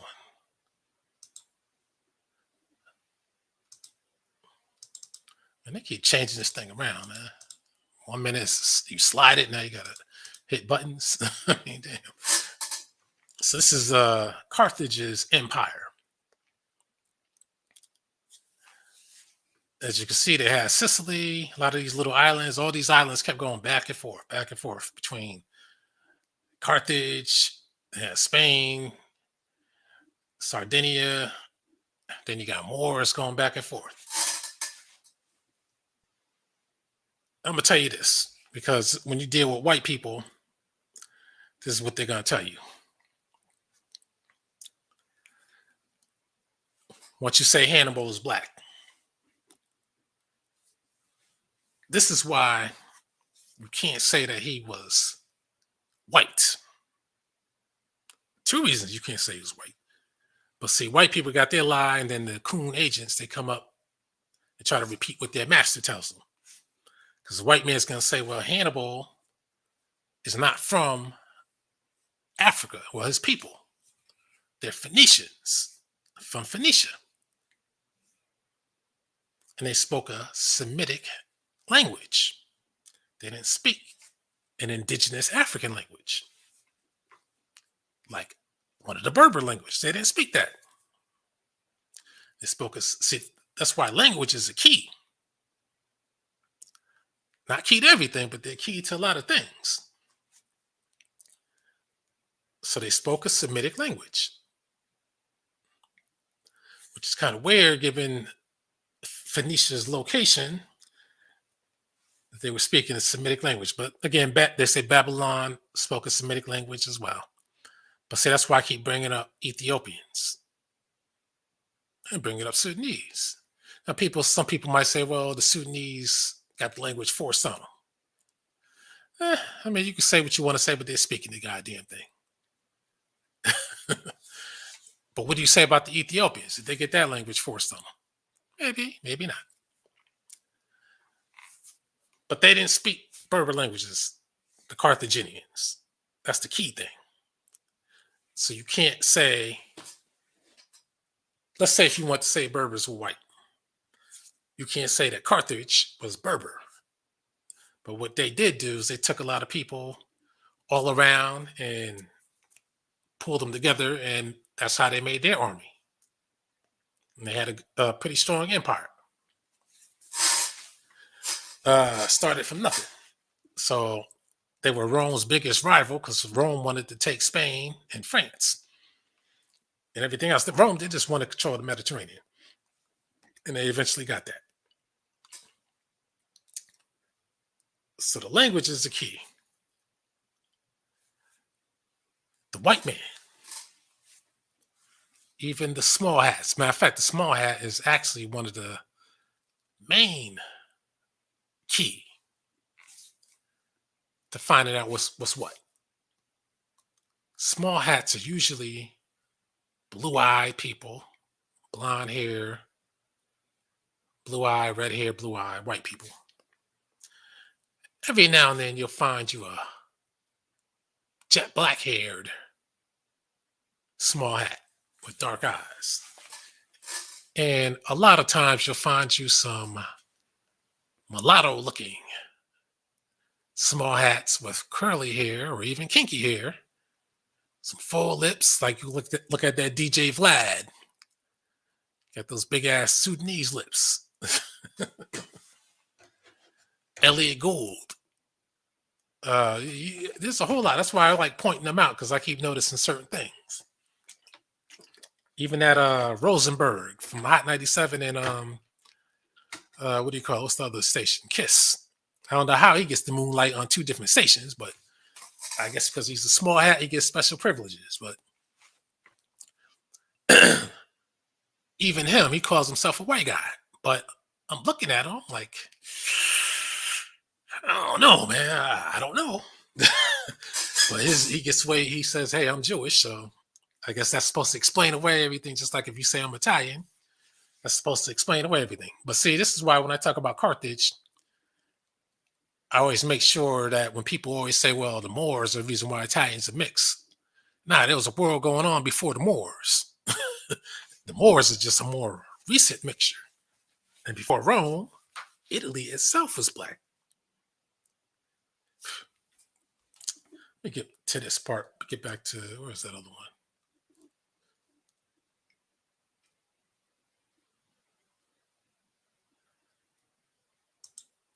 Back to this bust. See, there's a reason why, and this was always confusing me too. Matter of fact, let me show this one instead. This is the colorized version of the bust. And they made his tunic purple because Phoenicians traded in purple. That's the royal purple. Was harder to make, they said.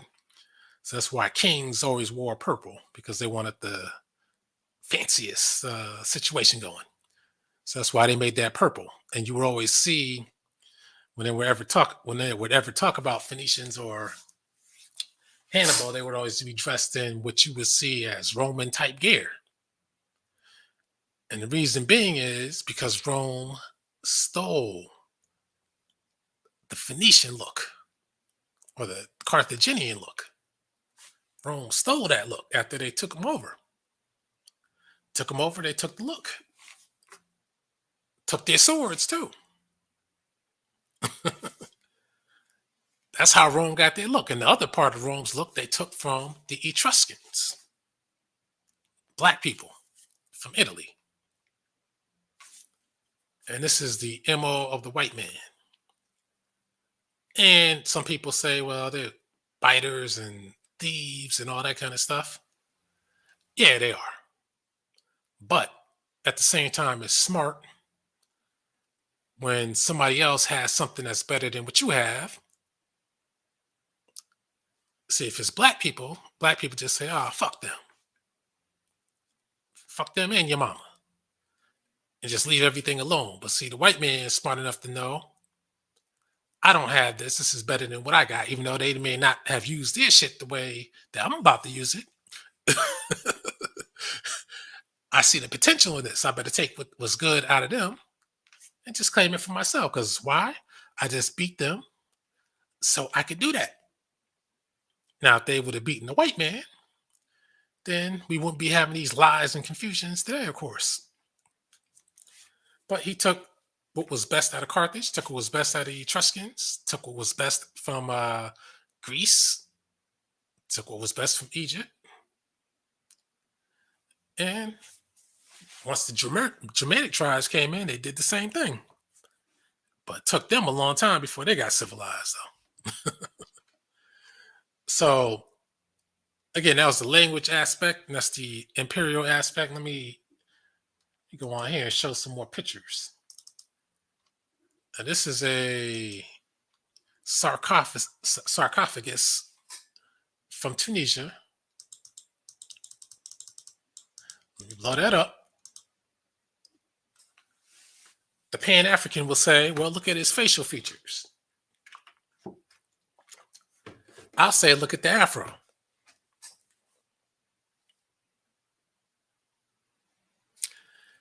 They'll say, depends on the texture of the afro. If the texture is different, that's not a black man. But if you want to look a little closer, you can see some browning here where it probably used to be painted. See, I like to research shit that you don't see every day. Because then you start thinking to yourself, there must not be any artifacts from the peoples of ancient Northwest Africa. Because whenever you read about it, it's always Rome controlled them or Arabs came in and they never did their own thing. It's just that Egypt was much more sophisticated and harder to bring down, and they had a stronger culture. So, show you this. Let's see, Etruscan. I don't want to show that. Here, this is Phoenician artifact. Of course, it's next to Egypt. You're going to get a lot of the an Egyptian influence in the look, but you can see that that's black. I'm just showing you what I got. I think this was Phoenician too. Yeah, this is Phoenician. Some of the styles are just a little bit different, but similar to Egypt, depending on the time period, because they're Egypt's big trading partner, and they built a lot of Egyptian ships. So you Pan-Africans are getting taken to school tonight. All off the top of the head, by the way. Not prepared. As you can see, those are black features, right? Or maybe they're white features. I don't know. With Pan-Africans, you just never know. What kind of features you thinking about? Could be white features, right? You can use your imagination on that. Now, this is out of Spain during Carthage's rule. Now, you can easily see that that's an afro. That's not straight hair. And you can see it still has a little bit of Egyptian art design because, like I said, Carthage and Egypt, they were allies. Not Carthage, Phoenicia and Egypt, they were allies. You can say it kind of the way China is an ally with the US. Now, this is out of Spain, Cadiz, Spain. Yeah, see, when you see black people of this type, where the white man and his coon say that they shouldn't be at, you go into shock because you're like, how is this possible? I tell you how it's possible. It's because the white man is a liar. That's why.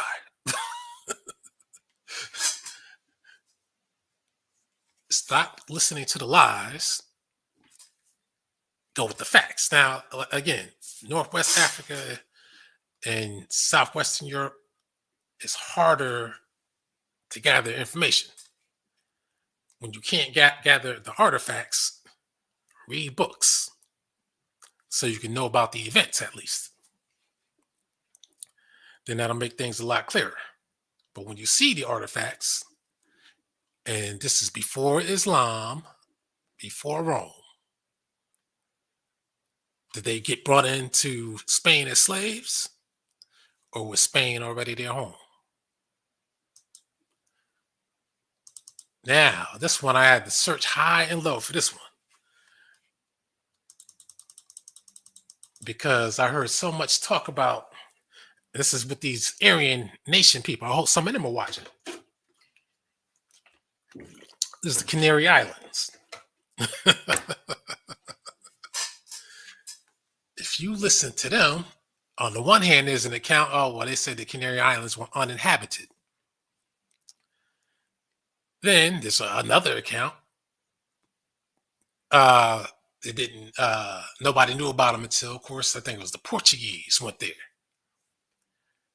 And they saw blonde-haired, blue-eyed white people already inhabiting the place. Well, I say to you, does this look like a blonde-haired, blue-eyed white man to you? Some of you might say that hair looks a little suspicious, but it don't look white, does it? Shit, man, you take a dead man, mummified body, see how the hair ends up looking. Canary Islands. They lie about that because it's off the coast of North Africa. They want to give you the illusion that everybody was white. But the reality is, the white man is Johnny come lately to Europe. That's why he didn't escape Europe until, well, the Portuguese went first, and then 1492, the Spaniards. Now this is Cartagena in Spain.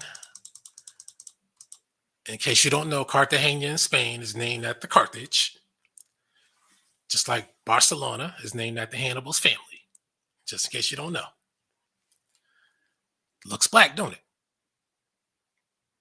Where the white people at? Times were different in this world. People don't realize this, but once you piece it all together, since black people were global people, except for the Americas, right? And now I guess they couldn't escape sub-Saharan Africa, right? But this is Europe. God damn it. The history of the world. It was the black ruled world. It's about the white man constantly attacking the black man, mixing, and eventually taking over. That's what it's about. But see, the weak think, okay, well, he took over. I guess he has nuclear weapons. I guess we can't do anything. But black people used to fight, used to rule and command. Cartagena again.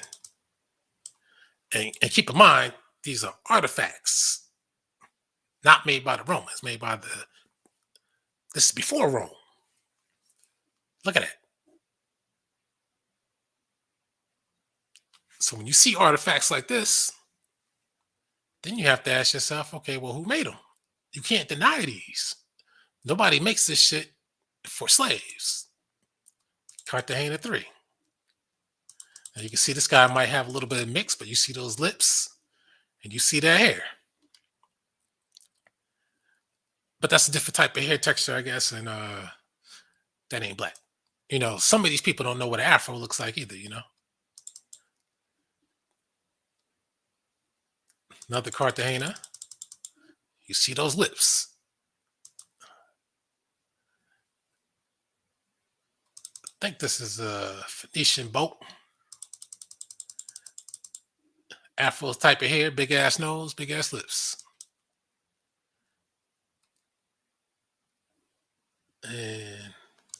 sure we're all familiar with this famous coin that some people say looks like Hannibal. To me, if it is, maybe it was him as a child, because that doesn't look like a grown man's face with that head and stuff. That looks like a little kid. But needless to say, this was a coin from Carthage before Rome took it. Because you're going to find coins. You can still find coins there today, or anywhere in the world today. You can find some old coins somewhere. And you can see the ridges like on the other artifacts. But of course, some people say that ain't him. I say to that, who cares if that's him or not? Why is this face on a coin in a part of the Africa that Dane Callaway and Coon agents say black people are not supposed to be at? Answer that question. So I don't care if it's Hannibal or not. But the features and the hair makes it no doubt that Berbers were not black. But if you want to say Phoenician, there you go. Now that means that Semites weren't black. Now you're in a dilemma of lies. Which one do you want to claim now? This is why these guys, man, you hear the debates when I debate these guys. You just don't want to do it. Some artifacts. I think this is in Spain. You can see that face. Black features all over the place. See, when mixing starts happening, that's where things get different. This is another map of Carthage territory. And me, what I used to do, I looked up a lot of the places where they went to battle so I could see what they looked like. You know, the shit is real. It's a long time ago, but it's real. So, you know, they were losing, gaining. So they had Spain. Ebro, huh? Maybe that could be why that guy's named Ebro, because he is a small hat. But, you know, this is the way it works in war. And here it is in Spain. This is Spain again, as you can see, during the Punic period. That's Carthage. When they say Punic, that's Carthage. I mean, if one of these Pan-Africans, so-called Pan-Africans, I'm sure they got excuses for this. That's a slave, black sub-Saharan slave, right? But if black people from sub-Saharan, I'm using the same arguments that I use for the Aryan nation. If black people from sub-Saharan Africa and didn't escape it, how did this guy get here? Oh, he's a slave. If he's a slave and North Africa was white, why did the white man from Europe go get a black slave? What did he need one of those for? From sub-Saharan Africa? Makes no goddamn sense, of course, because it's a lie. Do people put prisoners on coins? Anybody in jail right now on a coin? Nope. They make statues out of them? Nope. Just to show you some Etruscans. Now, some people might say that's white, but see, now that's when you can get into the using the different colors to show the difference between the female and the male. Note the hair.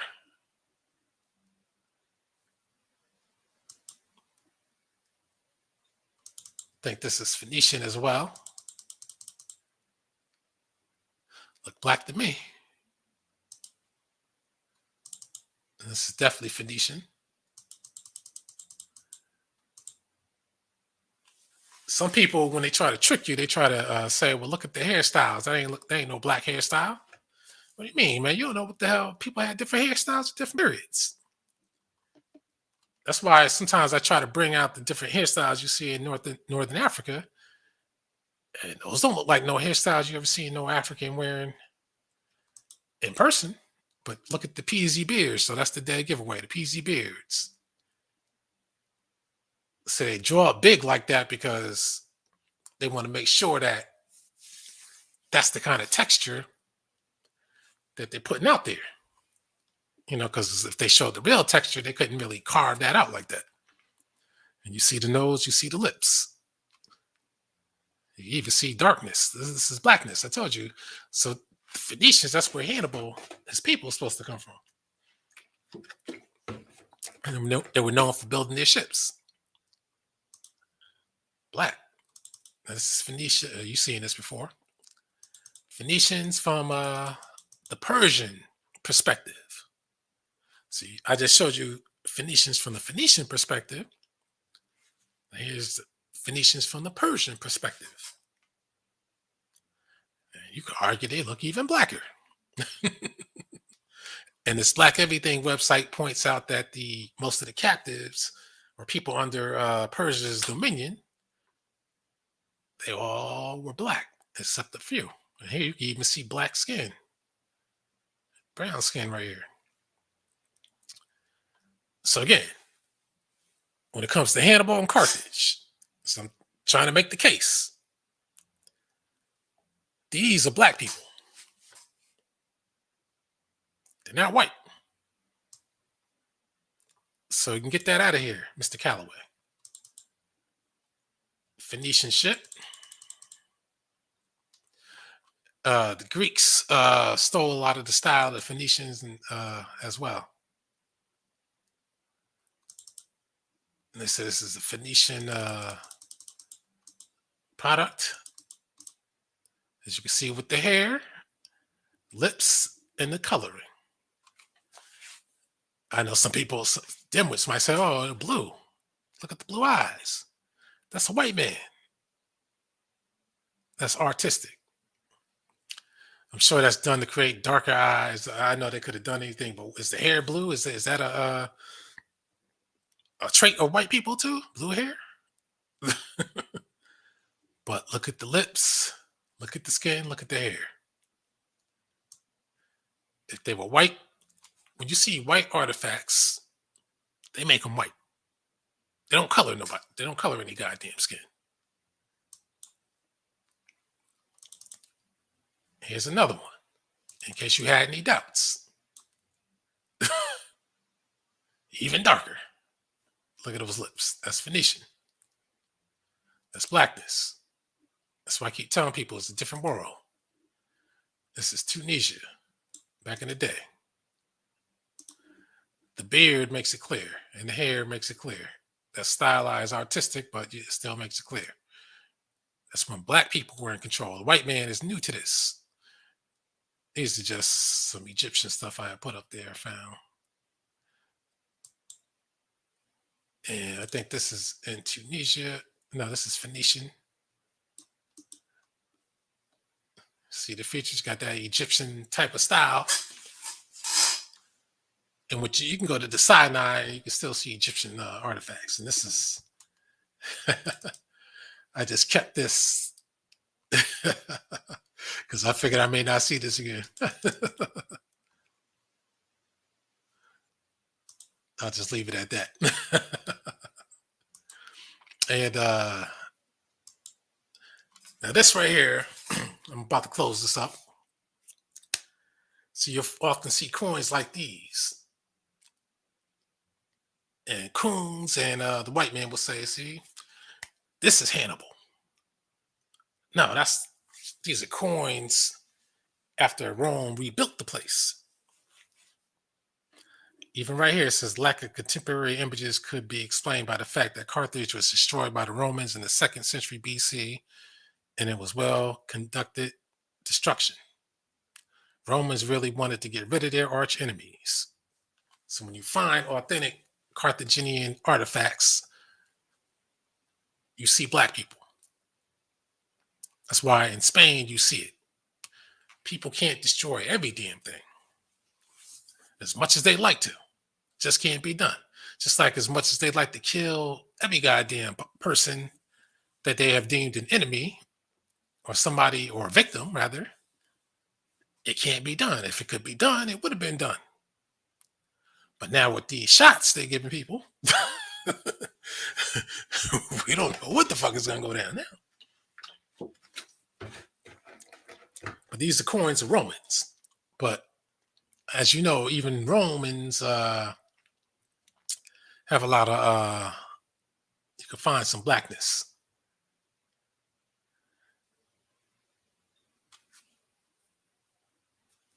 Now they want to call this guy Phoenician. This was Septimius Severus.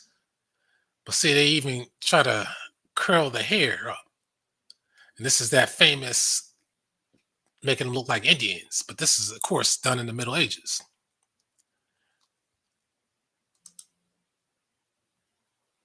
And I'm gonna leave you with a few things. Matter of fact, hold up. I was looking that up for the map. There ain't nothing.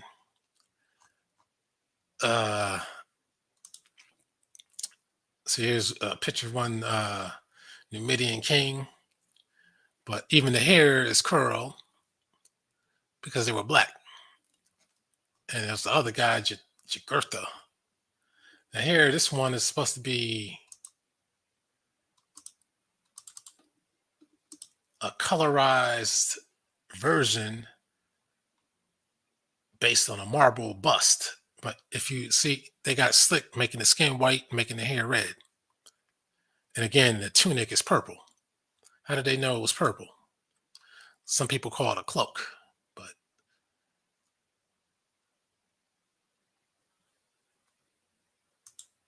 just some looks of Tunisian architecture. You might see some of that in Star Wars too. Tell you, climbing up here might have been might be kind of weird right here,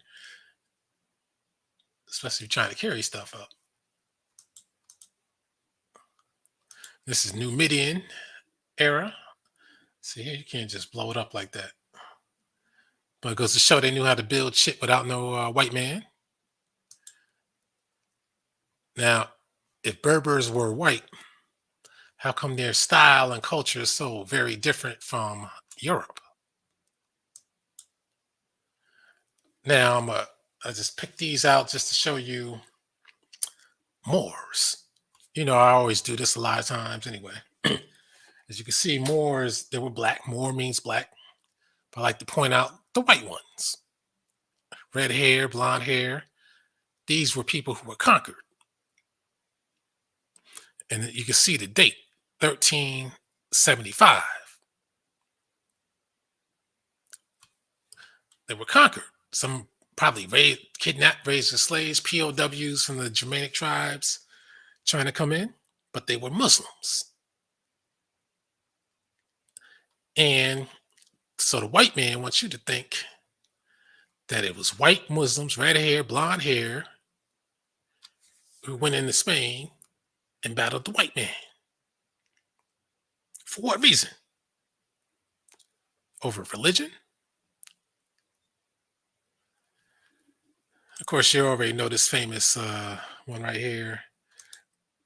So they want you to think that the black man didn't build all these. Then they'll ask you the question, where is all this type of shit in Africa? And they'll ask you in a setting where you can't show it. But there are shit like this in Africa. But they had this shit in Spain. So it's like, okay, well, once people take something, it's like, okay, well, they start setting up shop. And as you can see, you got black, you got white Muslims. That's what happens. You take over shit.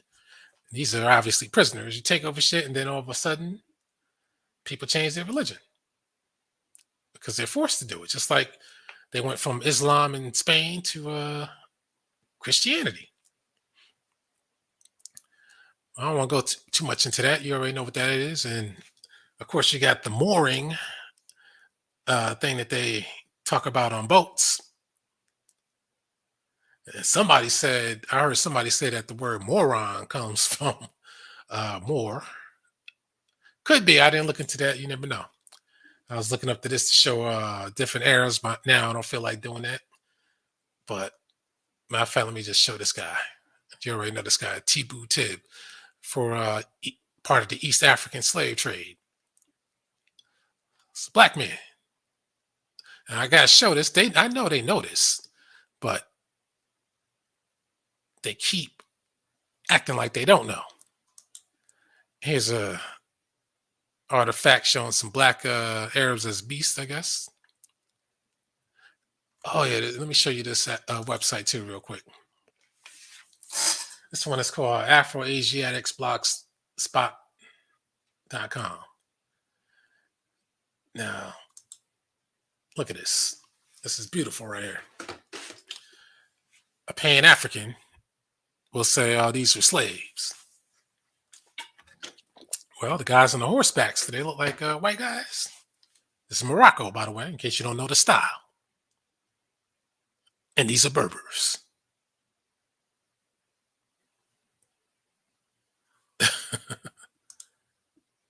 Look at that, more architecture. Okay, I guess I can't get on that. Checkerboard architecture. Should have shown some castles. You could look that shit up on your own. More Berbers, mixed ones.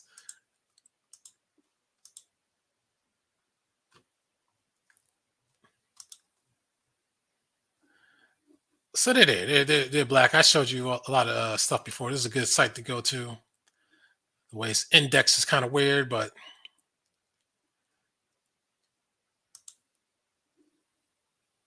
they got them. So where we at right here? Get rid of this. Get rid of that. White man comes up with artifacts that are fake. So let me get back. So now you got an idea of what's going on. And this is what prompted me to come up with the video tonight. Because Dane Callaway was acting pretty. Here's the link for people who want to get on it. Dane Callaway was acting pretty insincere and ignorant. What's going on, E-Deck Truthful Troll?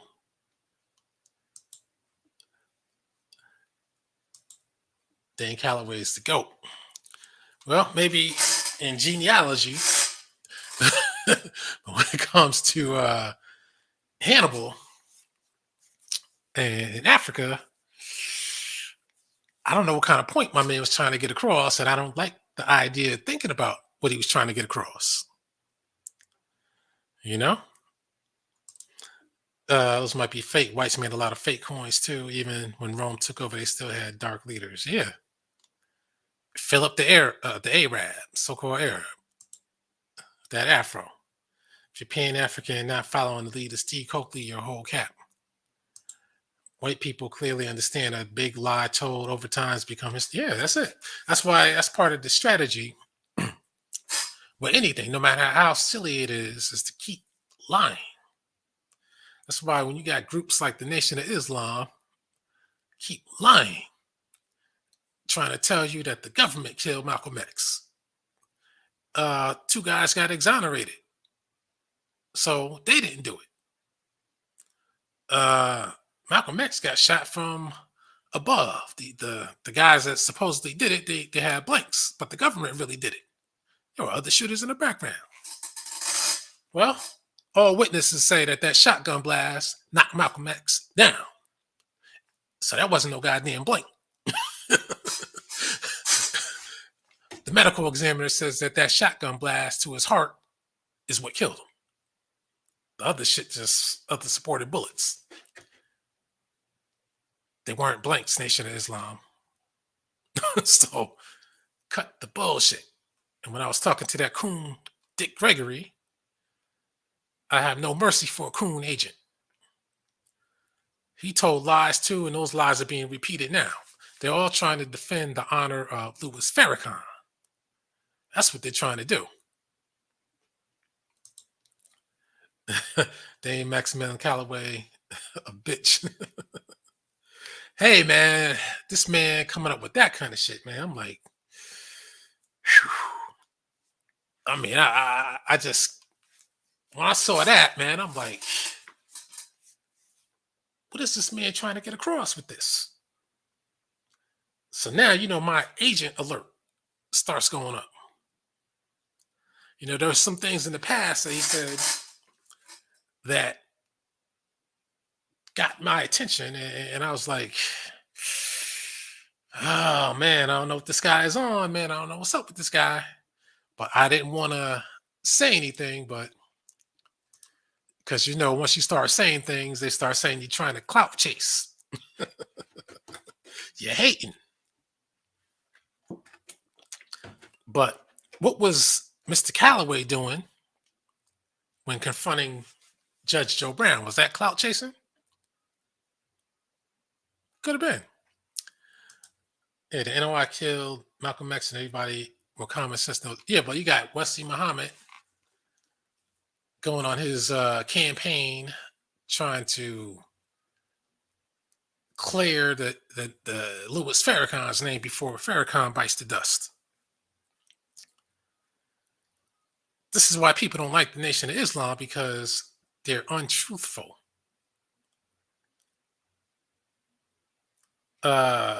Elijah Muhammad clearly stated, you can watch the footage, you can find it. He says Malcolm X begged for death, and that's what he got. This is right after Malcolm X just got killed. This is what Elijah Muhammad said. Does that sound like he cared? Come on.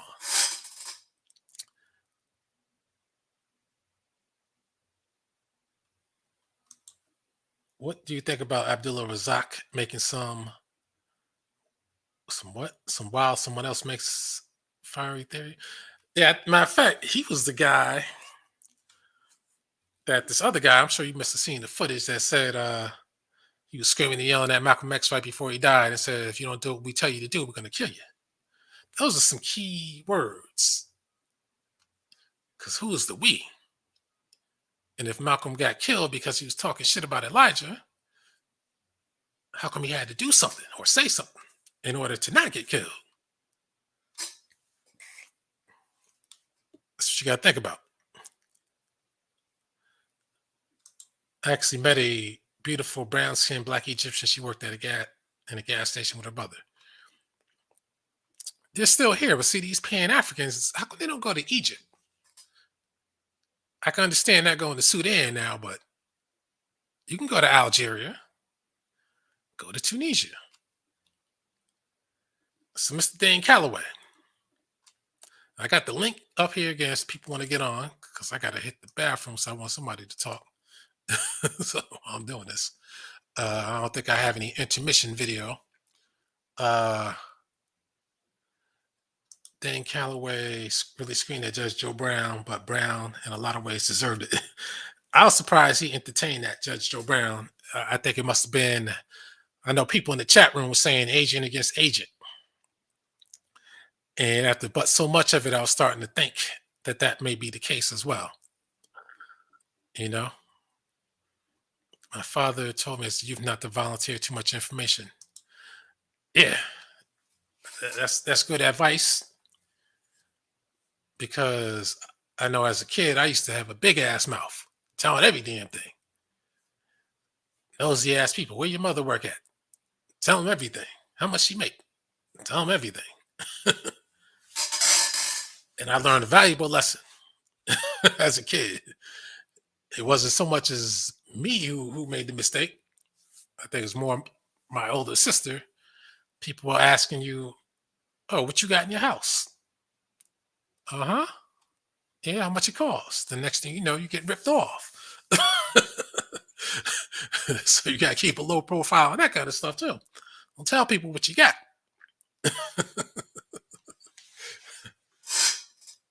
I still remember that traumatic experience.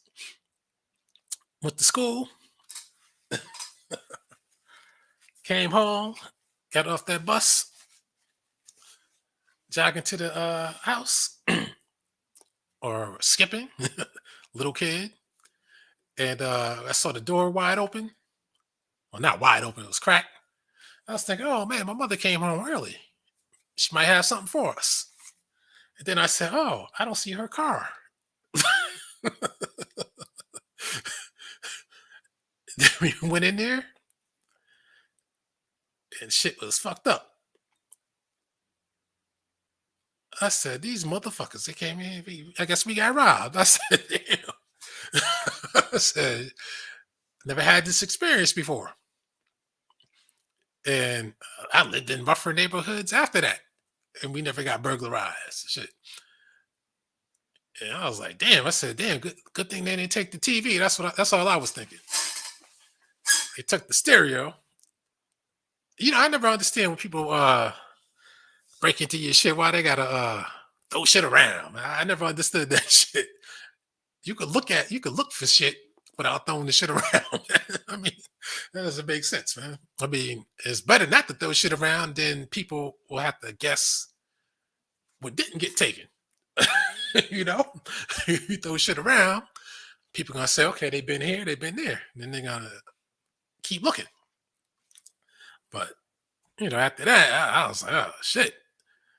And my sister was saying who may have done that shit, so I remember that shit.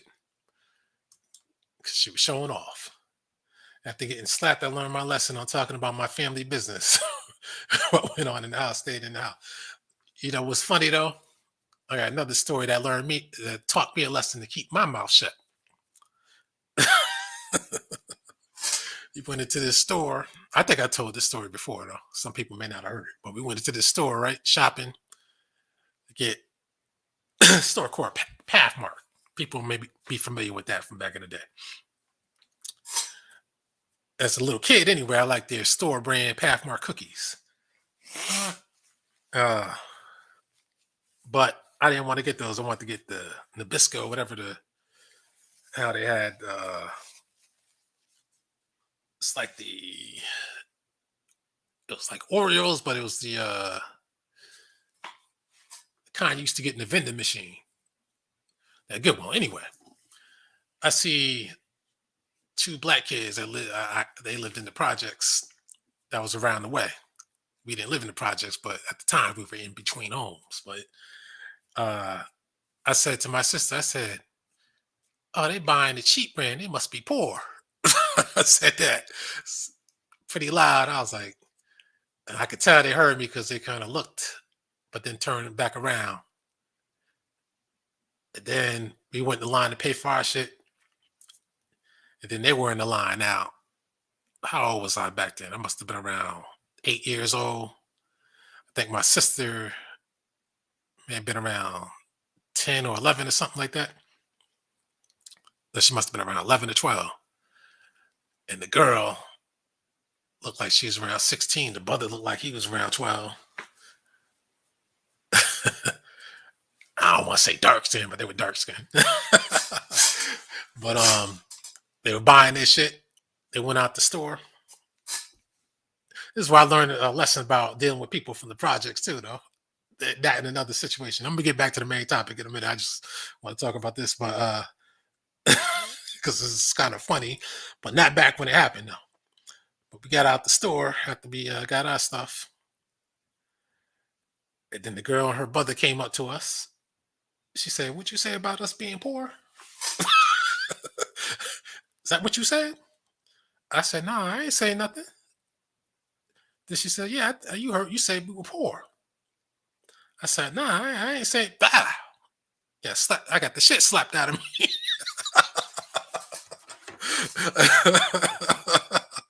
I said, God, I was in a state of shock. So shocked that I couldn't even cry. I wanted to cry. My mind was thinking cry, but I was like, oh shit. Then my sister, she was just looking at me like, oh shit. And I was thinking to myself, yeah, you're supposed to be my sister, man. Why don't you do something? But then later on, I realized, then she was too small to do anything either. So, but still, she didn't even try though. Yeah, I got the shit slapped out of me. That taught me a valuable lesson. Keep my goddamn mouth shut. That's why I say sometimes the ass whooping will teach you. It'll teach you sometimes, man. That's about worse as calling somebody black. Yeah, man, poor. I didn't realize that. And the funny part is, you weren't exactly rich. That's the way I was thinking, because I guess from people in the classes I was going to, they were like, "Oh, you buy store brands, you must be poor." So but that event right there taught me not to volunteer any goddamn information. I never forgot that event. Once I got the shit slapped out of me, I got it slapped out of me. And I was happy she didn't do nothing else. Because I thought more was coming. Shit.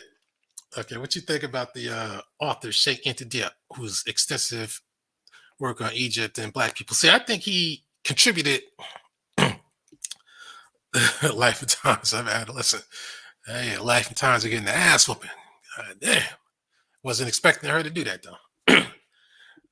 Sheikh Anta Diop, he did some good work, but again, the work he did wasn't even necessary to have been done because all that other people were doing is trying to prove the white man's lies to be wrong. We already know the white man is a liar. But of course, this same guy got himself a white woman. So again, more Pan-African hypocrites. You see all these guys, they claim to be Pan-African, but what they like to do is they like to get them a white woman. So that's why when they start dealing with this history of Africans and all that kind of shit, and they got a white woman, I'm like, I mean, what's their real goal? Big lie. Yeah. If you're Pan-African, I found these might be fake.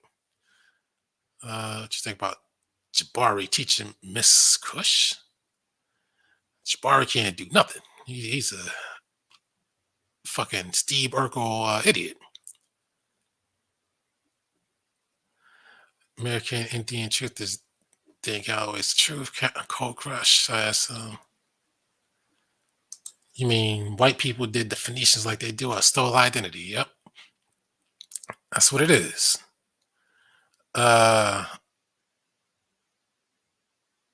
Just look at how the Egyptians depicted Libyans. Yeah, I mean, Libyans, yeah, that's what happens when you get captured and get defeated. They make you look bad. I mean, look how we got depicted over the years with the big red lips and all that kind of stuff. Because we got defeated. Asians got that too, but now they get a little more protected now. Y'all remember the History Channel? Yeah, matter of fact, I forgot to put that up. Matter of fact, when I still didn't get a chance to see that show because I ain't had the cable to watch it at the time. I gotta hunt that shit down. The History Channel portrayed Hannibal as black. White folks lost their damn minds. Yeah, that was a shocking thing, and I didn't see if they had his army black because usually when they do that kind of thing, they put the rest of the army as white, so you can think, okay, well, he's an aberration. Just like Sidney Poitier in that Long Ships movie. He was the leader of the Moors, but everybody else was Hispanic or in betweeners. But Dan Callaway didn't take that into account that the History Channel portrayed Hannibal as black. And if you notice, slowly but surely, the white man's starting to fess up with a lot of his lies. Not all the way, but at the same time, now he's doubling down on Egypt not being black. It's just weird, man. Why don't they just tell it like it is? You want to respect Asians, you want to respect Mexicans, just respect everybody. Okay, you're not Indian, but your hair suggests Caucasian colors. Okay, that must be something else. And don't forget, Vin Diesel was supposed to have made a movie about Hannibal. It's supposed to have been about, first it was going to be Denzel Washington, then it's going to be Vin Diesel. White people didn't like Denzel Washington. Now you got to understand, why would white people get upset about some history that is not theirs to begin with? That doesn't make any goddamn sense. Why are you worrying about if Hannibal was black or not and who's portraying him? I laid out the case right here. Phoenicians are black, Hannibal's black. He went to Africa. I mean, come on. You got to show that the Berbers are. Matter of fact, my brother-in-law, I should show you more Berbers, but I do that all the time, though. My brother-in-law is Igbo, and he says that his family believes, immediate and collective Igbo believe that it's possible they migrated from some place they are unsure of. Could have been, because every time somebody takes over land, people move, not necessarily south like Chancellor Williams says, but they move away from where the threat is. It could be west, it could be east, it could be wherever it is. And we're creating fake artifacts as late as the 50s. Hell, late as the 50s, as late as the 2010s. Shit. Don't forget about that Nefertiti and that what you call it, King Tut. Say Brother Bakari, Pan-African piss off or step the fuck up. Oh, what's going on, Bakari? Yeah, you can come on if you want to. You got something to say? I don't care what it is. Let's see. Wait, somebody says something. Pan-Africans thinking this is a diss video on Dane. You just correct him on North Africa. That's all. Yeah, that's what that is. That's exactly what it is. And just want to make that clear. Because what we don't need is for Dane Callaway's information on North Africa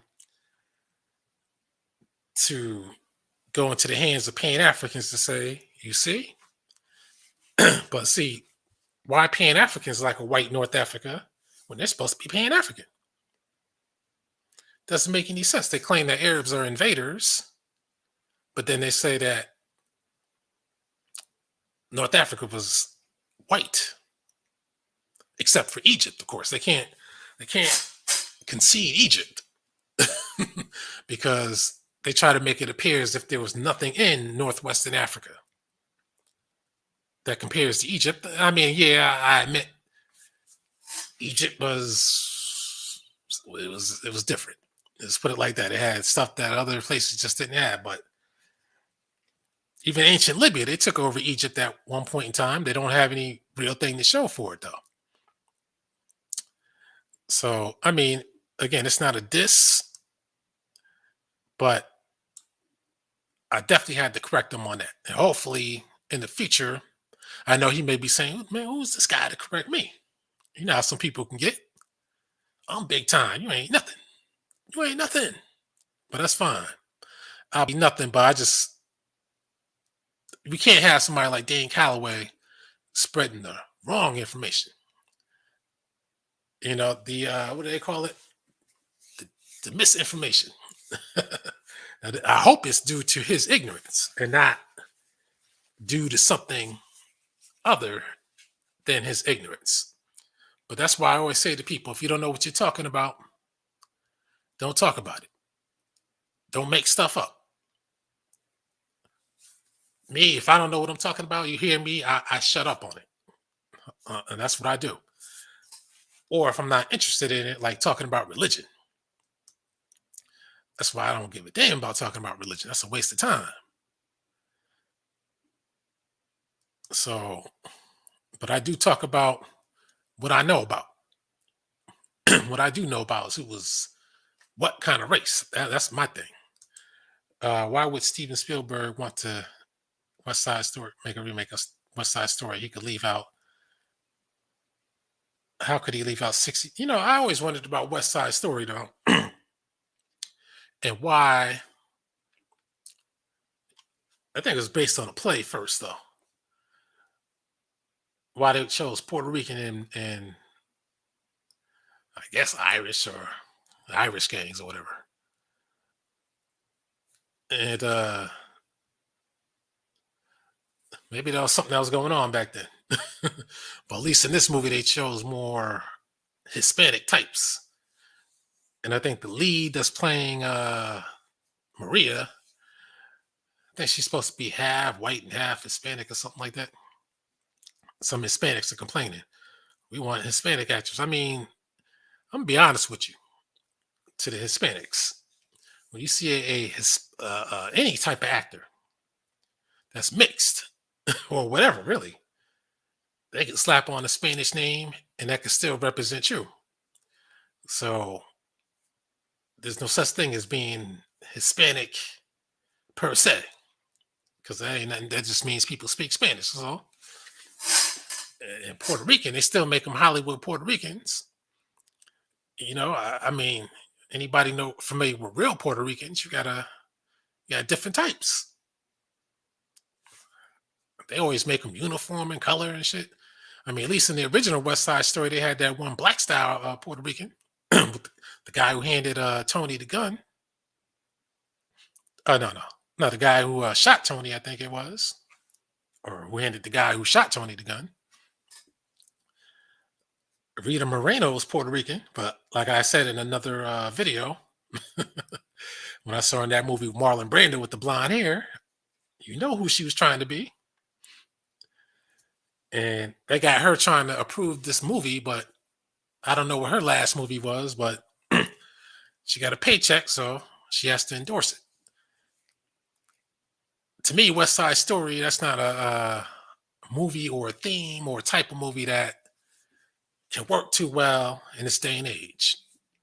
They try to say that musicals made a comeback, but I think somebody pointed out on a video I made a comment on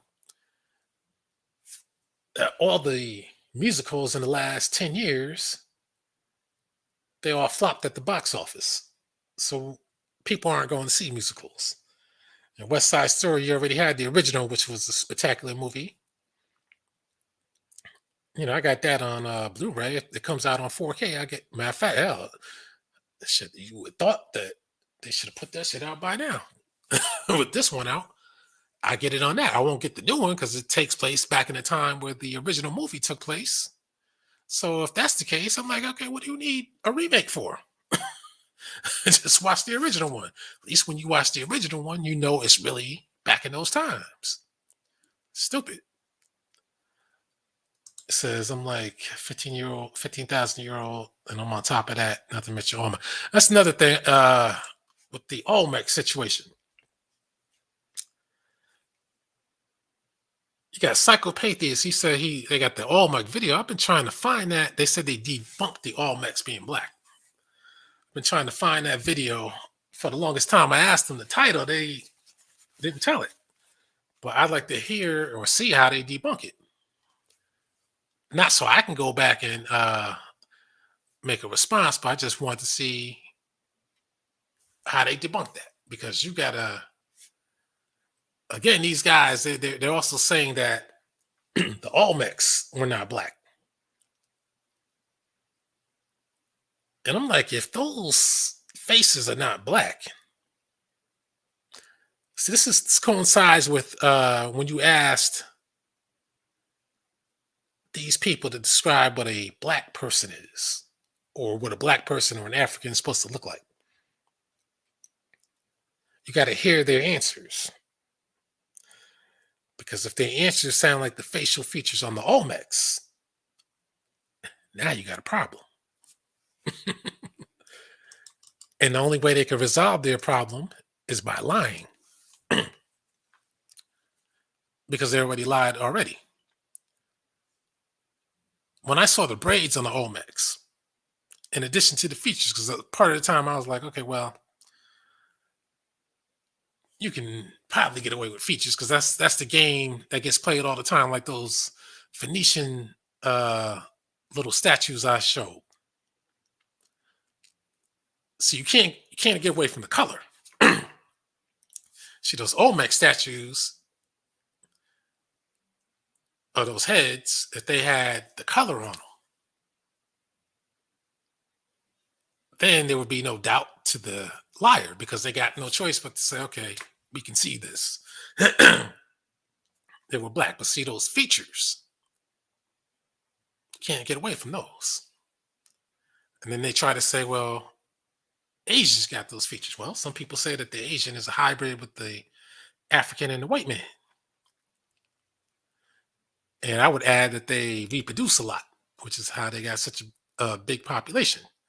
And I keep looking at Asians, especially when I watch these martial arts movies. I'm like you look at that Sammo Hung, I'm like, damn, when you think about it, he is kind of dark, and that ain't no damn tan. Then I was getting to some Jet Li movies. Apparently, I missed a whole lot of his. So I got this Amazon Prime back. they're giving it to me for 650 because they know I'm not really liking it like that. See, I'm telling you this, man. When they have it, and it's like every time I try to watch a movie, like I said, let me watch Jackie Chan's The Medallion. I haven't seen that one. Then they say you got to pay for the shit. I said, what? I said, man, what's the point of Prime? Then other movies, you got to see commercials. I'm like, what am I? Oh, I said, damn. So I've been getting into this Jet Li. I noticed he's kind of dark too. When you think about it.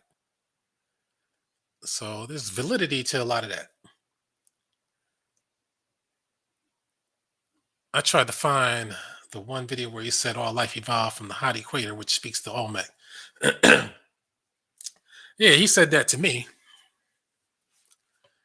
which is, of course, quoting the white man in the equator theory. But see, if that's true, then you think about the hot Sahara Desert. Why would the white man come from a hot ass desert?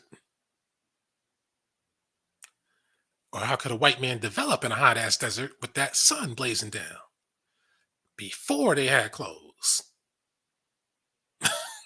See, this is what I'm saying. All you got to do is think of things that don't make sense and bring them forth, and then it kills everything else. Let me see. It says, tried to call them Pacific Islanders. Oh, yeah. But even with that, Pacific Islanders, black. But see, those are theories based on what? Based on trying to discredit the truth. Why? Who knows? Have to check out Oliver Stone's updated. No, let me write that down. Updated JFK. But I don't consider Oliver Stone to be a source, though. Oliver Stone, JFK documentary. But again, I suggest, I highly suggest reading John Armstrong's book.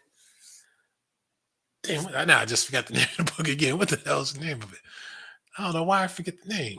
The fuck is it though? Oswald's.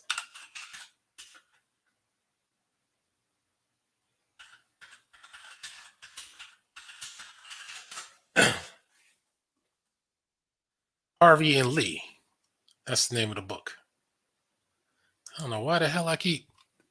This is one of the main books. Then now says it's currently unavailable.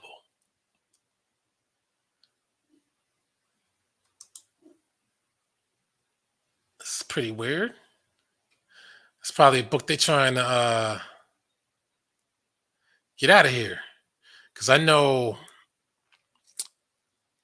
like on Amazon, they used to have reviews and replies that you could put out there. They took that off. Like they take away comments from everywhere. I wouldn't be surprised if they started removing comments from YouTube after a while, but they know this is where most of the traffic comes from. People commenting. People can't comment, people are gonna leave. That's why Yahoo, I used to be on that all the time, just like on here. But since they took off the comments, I don't really go back there. I might check out Yahoo once every 3 months or something like that. Before, it was a nice social platform, but they don't like people telling the truth because they need this propaganda out here. So I got to check that out. But John Armstrong's book, Harvey and Lee, he even has a website on that. But the book, of course, is even better. I consider that the book. If there was one book to get, I consider that to be the final word on everything. However, he doesn't go into the small hat territory, of course, and the bankers or secret societies, but he suggests that there is a higher power at work. But if you ever want to know how it was done, with the evidence. And if he's speculating, he'll tell you he's speculating. But he usually doesn't speculate. He supplies the evidence. How Oswald got intertwined into it, even though he doesn't. No, he does go into that, the military connection. It's really fascinating, and you could tell that they would never reveal how they really did that. Because again, they don't want you to know what they did. And two, they gotta save it for the next man who gets out of line. You know?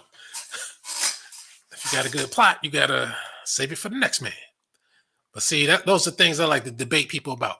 History, people, JFK, all the naysayers. And I could prove all of them wrong.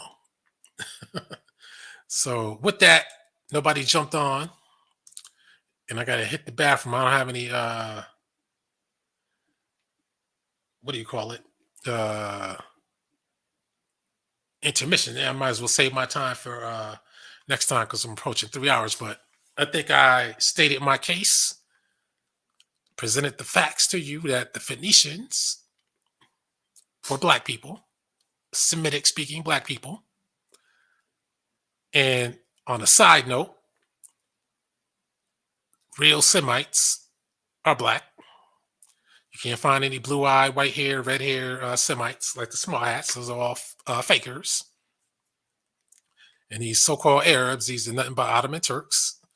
And many of them were blonde hair, blue-eyed, red hair, blue-eyed. I remember I was talking to Psychopatheus about that. He tried to downplay that and say that they weren't white when I showed him a white man. I'm like, I don't get it. I just don't get it. What point are they trying to make? But the Phoenicians were black. I showed you. I didn't tell you. I showed you. Berbers are black. I didn't show you that. I showed you a few. But you can check out other videos that I made because I usually bring that up a lot. You can see the black Berbers with the cultural heritage, the style. White ones get some of that because they were enslaved by the black people, the Moors. Matter of fact, before I leave, let me do this because I don't think that was probably clear for a lot of people. So let me.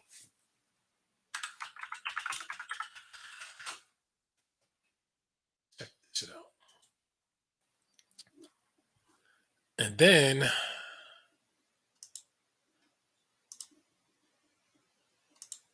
so let me again to the Pan-African, they're just going to say all these people were taken as slaves in the Trans-Saharan slave trade. That's why I find it pretty interesting that Umar Johnson made that comment, and then Dan Callaway made the comments that he made. Now you can see that's a mulatto.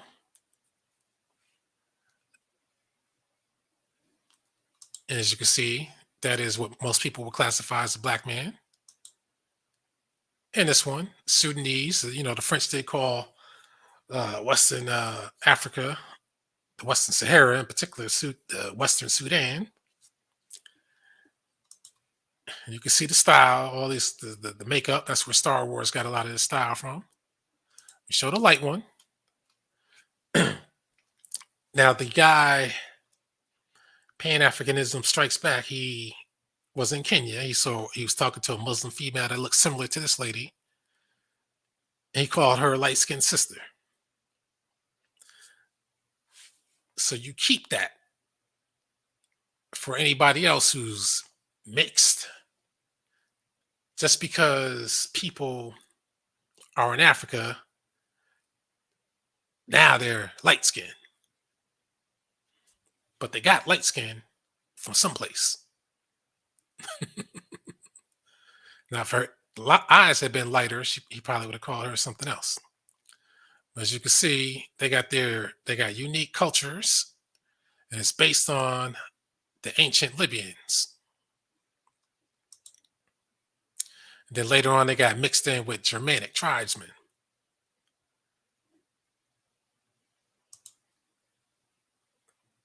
And you see these people in Burkina Faso.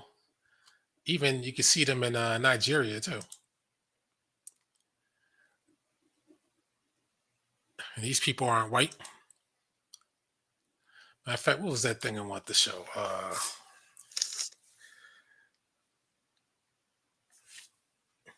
Show the white Berbers, by the way.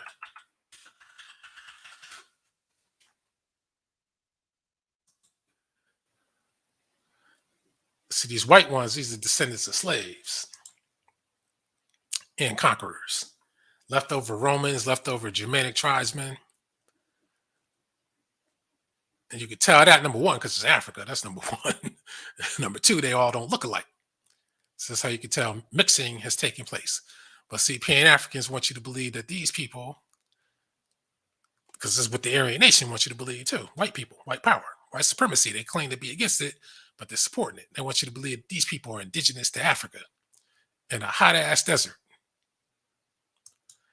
because they don't want you to believe that these people were taken as slaves by black people in Africa.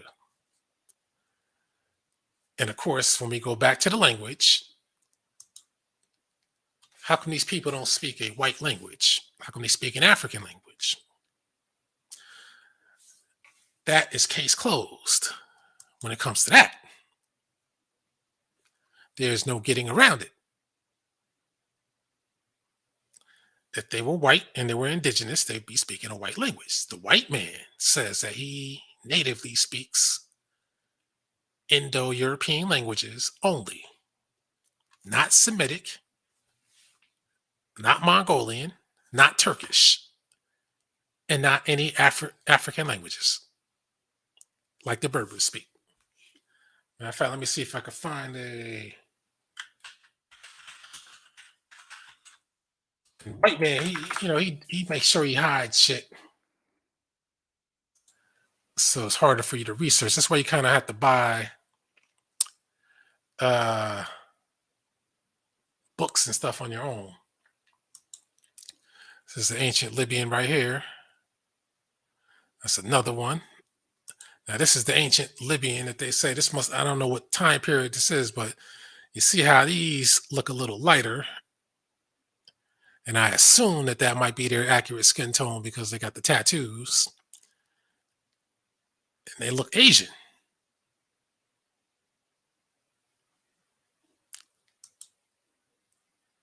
But of course, this one looks black. And that's a Libyan. In Libya, obviously, you got black Libyans today. And you can see that one's more Egyptian style, but that's the Libyan. They got their own style, though. And a lot of the black people, now here's the white man's fantasy, reproduction, and turn white. A lot of the Aryan nation people used to always say ancient Libyans were white with red hair. Then they would show something like this. You can even see that hairdo is a black hairdo. So maybe those Asian looking ones, they had that hairdo, but they got lighter. But that one is clearly more black hair, but they try to make them white skin. And this is clearly not what the Egyptians put up there. This is what the white man. And some people play stupid, act like they can't tell what is reproduction versus what is real. And then they show stuff like that. You can see that this hair drops, but it's still frizzy and curly. This guy, shit, I don't even know what kind of guy that could be. But some of these people look Asian. And here's another, this is supposed to be a Nubian prisoner. Another foreigner to Egypt, but black. And this is, look at that. You know what I got to say of that.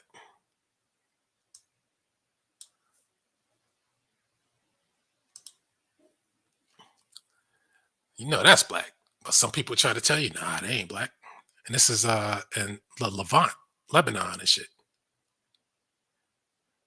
Come on. What was the other thing I was supposed to look up?